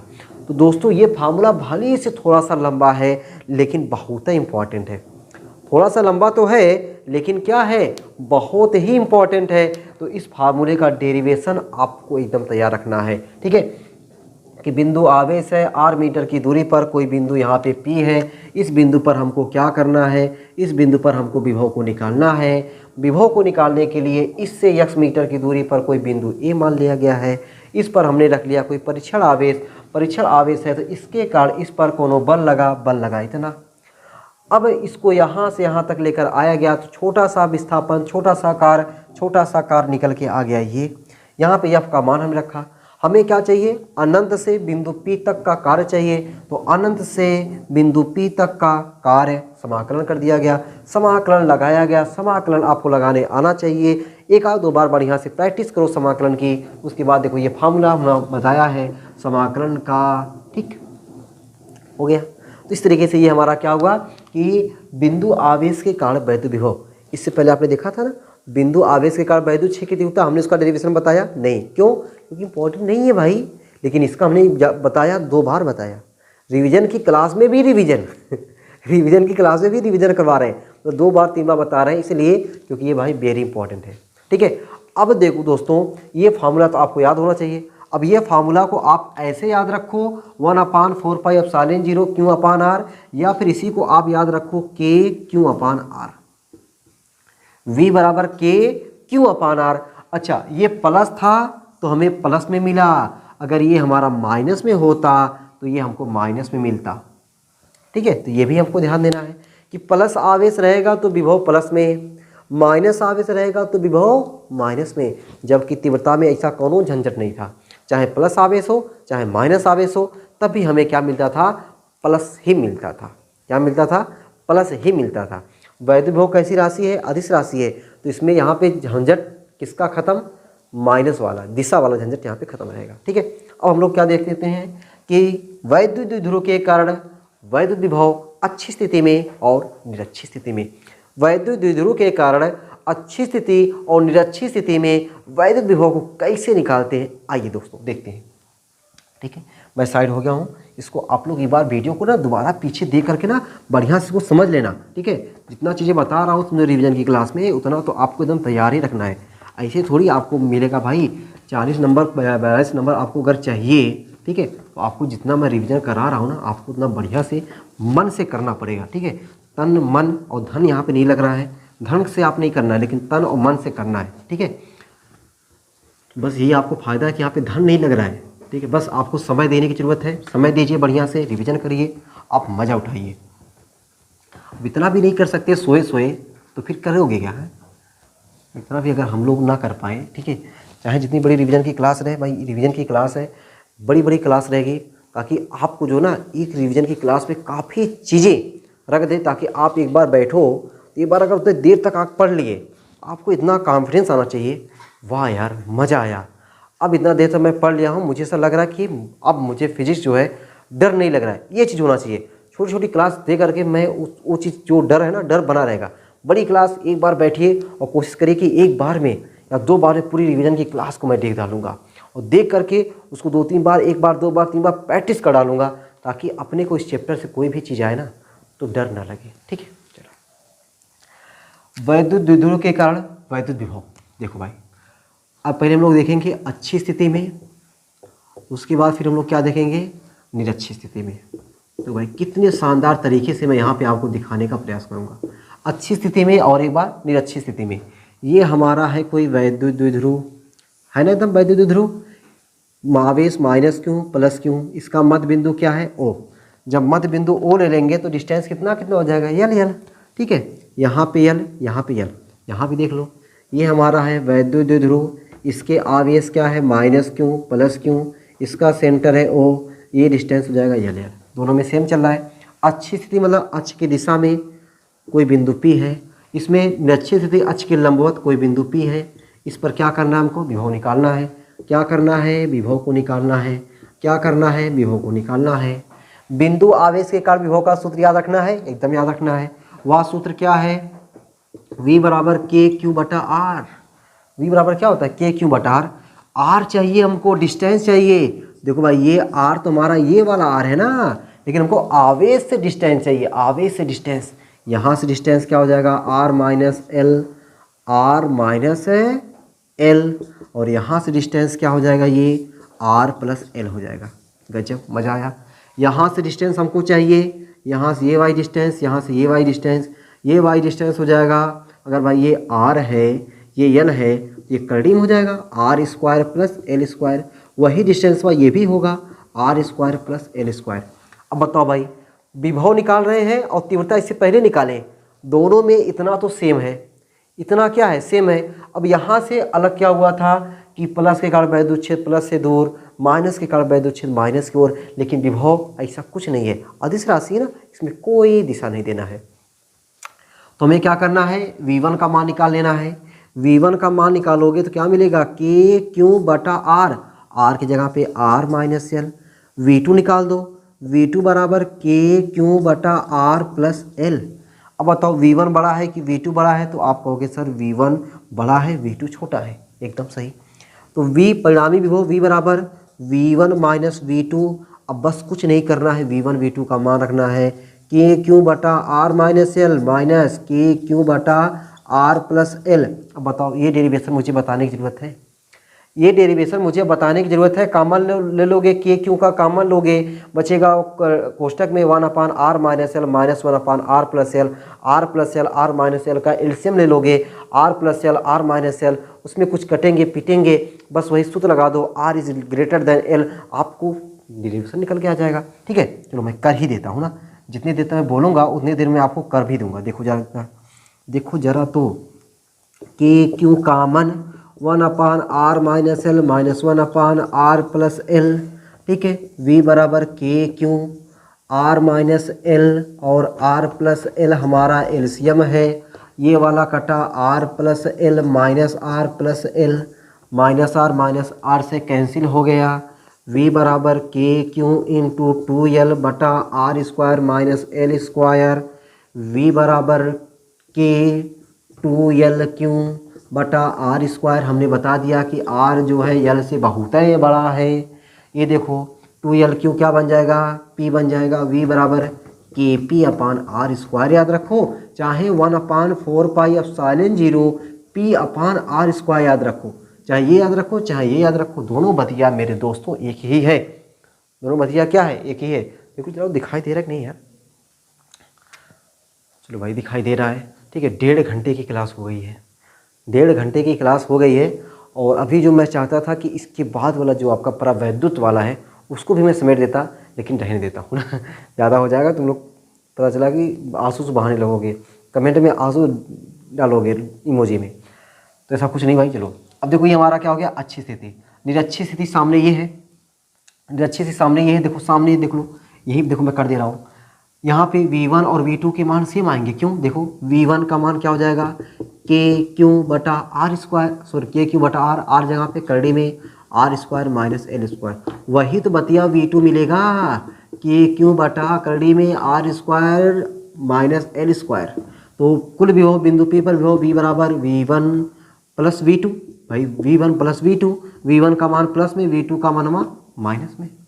V1 का मनवा प्लस में, V2 का मनवा क्या हो जाएगा, माइनस में, ठीक ना। और यहाँ पे देखो भाई, हमने जो V बराबर V1 प्लस V2 होता था, लेकिन V2 का मान माइनस में होने के कारण माइनस हो जाता है, ठीक ना। V1 माइनस V2 क्यों हुआ, क्योंकि V2 का मान माइनस में होता है ना भाई। अभी हमने बताया आपको, प्लस के कारण वैद्य विभव प्लस और माइनस के कारण वैद्य विभव माइनस, ठीक। तो इस तरीके से आप जब रखोगे V1 का मान प्लस में, V2 का मान माइनस में, टोटल आपको 0 मिल जाएगा, ठीक। ये आपका हो गया। ये रहा भाई आपका वैद्य विभव अच्छी स्थिति में और निरक्षीय स्थिति में बिंदु आवेश के कारण वैद्य विभव भी हमने आपको बता दिया, ठीक है। और ये भाई यहीं पे रखते हैं, ठीक है ना। इकाई एक अभी पूरा समाप्त नहीं हो पाया है, कुछ बचा रह गया है, और जो कुछ बचा रह गया है ना, उसको हम लोग क्या करेंगे नेक्स्ट वाली क्लास में, ठीक है। नेक्स्ट वाली क्लास में आपको धारा विद्युत और इसका, ठीक है, धारा विद्युत और इसका दोनों को मिला करके आपको उसमें हम लोग कवर करने वाले हैं, ठीक है। तो उम्मीद करते हैं कि आप सभी लोगों को आज की जो क्लास है, रिवीजन की क्लास, ये मज़ा आई होगी। और जो चीज़ें भी बची हुई है ना, उस चीज़ की वीडियो आपको छोटी छोटी वीडियो मिलती रहेगी बीच बीच में। जैसे भी हमने आपको पूरा परमाणु की संरचना तथा स्पेक्ट्रमों की उत्पत्ति वाला जो चैप्टर है, उसमें आपका नाभिक बचा हुआ है, उसमें आपका भी नाभिकीय ऊर्जा बचा हुआ है। ये जो बचा हुआ है, इसको आपको छोटी छोटी वीडियो आपको बीच बीच में मिलती रहेगी। बाकी रिवीजन अब धुआंधार तरीके से चलता रहेगा। कुछ बच्चे कमेंट भी कर रहे थे, सर कुछ इंपॉर्टेंट टॉपिक की वीडियो बनाइए। बस भाई ये इंपॉर्टेंट टॉपिक की वीडियो चल रही है, अब ये लगातार चलती रहेगी, ठीक है ना। लगातार ये चलती रहेगी और बीच बीच में आपको वो चीज़ें मिलती रहेगी, ठीक है ना। जो चीज़ बचा हुआ है वो चीज़ आपको बीच बीच में मिलेगी, लेकिन ये जो रिवीजन वाली क्लास है ये आपको मिलती रहेगी, बराबर मिलती रहेगी। भाई थोड़ा मुझे भी ऊर्जा चाहिए ना, मुझे ऊर्जा देने के लिए आपको देखो, जैसे भाई आप भी अगर जब काम करोगे ना, जब पता चला कि मैं वीडियो अपलोड करता हूँ, उसके बाद जब देखता हूँ कितना कम व्यूअर्स आए रहते हैं, तो समझ जाओ, कसम से बता रहा हूँ ना, कि वो ऊर्जा जो मैं अपने आप से जनरेट करता हूँ, वो ऐसा लगता है कि यार मैं फालतू काम कर रहा हूँ, ठीक है ना। तो वो मुझे न लगे, ठीक है। आप लोग वीडियो को देखिए और वीडियो को अपने दोस्तों के साथ शेयर कीजिए और चैनल को ज़्यादा से ज़्यादा सब्सक्राइब करिए, ताकि जो मुझे देखो, आपसे मैं पैसे नहीं मांग रहा हूँ, नहीं भाई मुझे आप पैसे डोनेट करो, ये करो वो करो, कुछ नहीं करना है भाई। आपको सब्सक्राइब करने में और लोगों के साथ शेयर करने में आपको कोई पैसा नहीं देने का पड़ता है। देख लो कि लगभग 1.5 घंटे से मैं लगातार बोल रहा हूँ। ये लगातार आप कोई भी टीचर क्लास में लगातार नहीं बोल पाता है। कोई भी टीचर आपको एक बार पढ़ाया, हाँ और क्या हो रहा है, हाल चाल, धीरे धीरे, लेकिन यहाँ पे देख रहे हो एक तार आवाज़ चल रही है, एक तार जबान चल रहा है। तो आप समझ सकते हो कि यहाँ पे कितना देर तक खड़े हो। एक तार, पहली बात तो आप 90 मिनट या फिर आप, मैं देखा कि लगभग 1 घंटे 40-45 मिनट होने वाला है। तो उतनी देर तक खड़ा होकर के एक तार बोलना और चीज़ों को समझाना, ये अपने आप में बहुत बड़ी चीज़ है। तो अब ये चीज़ अब आपकी ऊर्जा, आप जो मुझे ऊर्जा प्रदान करते हो, उसी ऊर्जा से हो पाता है। भाई आप कोशिश करिए, ज़रूर से ज़रूर लोगों को तक शेयर करिए, सब्सक्राइब करिए, ताकि मुझे और ऊर्जा मिले। मैं और जो मुझे थोड़ा सा एक बार लगता है कि यार छोड़ो हार में जाए, कुछ नहीं हो रहा है यहाँ यूट्यूब से, मेरा कुछ होने वाला नहीं है, तो वो चीज़ मुझे ना लगे, मुझे लगे नहीं यार मेरे लोग हैं, मुझे चाहने वाले काफ़ी लोग हैं जो मुझे ऊर्जा दे रहे हैं, और आप लोग वो जो ऊर्जा दोगे उससे मैं और आपके लिए कुछ नया करके दिखा सकता हूँ, आपके लिए और नया करूँगा, ठीक है। उम्मीद करता हूँ कि आप सभी लोग मेरी भावनाओं को समझ रहे होंगे और मेरे मेहनत को कुछ तवज्जो देने का प्रयास करोगे, ठीक है। तो फिर मिलते हैं आपको ऐसे ढेर सारे रिवीजन की क्लासों में, ठीक है। लगातार आपको रिवीजन की क्लास मिलती रहेगी। अब आप लोग तन मन धन से एकदम स्ट्रेटेजी बना करके कि हमको जब रिवीजन करने बैठना है, एक बार नाश्ता पानी लेकर के बैठ जाओ, और उस समय नेट आपको या तो कोशिश करो कि वीडियो को डाउनलोड कर लो। अगर नहीं डाउनलोड कर रहे हो तो आपका कोई नोटिफिकेशन आ रहा है, नोटिफिकेशन पे नो केयर, ओनली समझना है कि इसने पढ़ करके तभी हमें उठना है, ठीक है। पूरा रिवीजन की क्लास को देखना है, और रिवीजन की क्लास में जितनी चीज़ें बताई गई हैं उतनी चीज़ों को हमें बार बार लिख करके प्रैक्टिस करना है, ठीक है। कुछ इस तरीके से, कुछ गेस क्वेश्चंस, जैसे मैंने गेस क्वेश्चंस, हमने क्या किया, गेस क्वेश्चंस समझाए, गेस क्वेश्चंस को समझ करके उसको आप तैयार करिए, ठीक है। तो ऐसे करेंगे ना तो आपके अंदर काफ़ी ऊर्जा आएगी। बस आपको सिर्फ ऊर्जा की जरूरत, जैसे मुझे ऊर्जा की ज़रूरत होती है कि ऊर्जा मिली मैं तुरंत वीडियो बनाने लगता हूँ, उसी तरीके से आपको वही ऊर्जा की ज़रूरत है। ऊर्जा आपको मिलेगी कब? जब आपको चीज़ें समझ में आएगी तब। जब आपको चीज़ें समझ में आने लगेगी तो आप जो 2 घंटे पढ़ते हो, 2 घंटा तुरंत आपको 4 घंटा, 3.5 घंटा, 4 घंटा, 5 घंटा में कन्वर्ट हो जाएगा। आपके अंदर जोश आएगा कि हाँ, अब की बार मेरा जो मुझे डर लग रहा था फेल होने का, वो आपको फेल होने का डर नहीं, वह आप क्या करोगे 70, 75, 80 तक ले जाओगे। ठीक है, ये कब हो पाएगा? जब चीज़ें आप थोड़ा सा समय दे करके पढ़िए, थोड़ा समय दे करके उसको रिवीजन करने का प्रयास करिए। दोस्तों ज़रूर आप कर सकते हो। ये आपके अंदर वो जज्बात है, वो जुनून है, वो खून है, वो आप कर सकते हो। ठीक है, उम्मीद करता हूँ कि आप सभी लोग ऐसा करेंगे और खूब बढ़िया से पढ़ाई लिखाई करेंगे। ठीक है, फिर मिलते हैं आपको अगली क्लास में। तब तक के लिए सबको बाय बाय।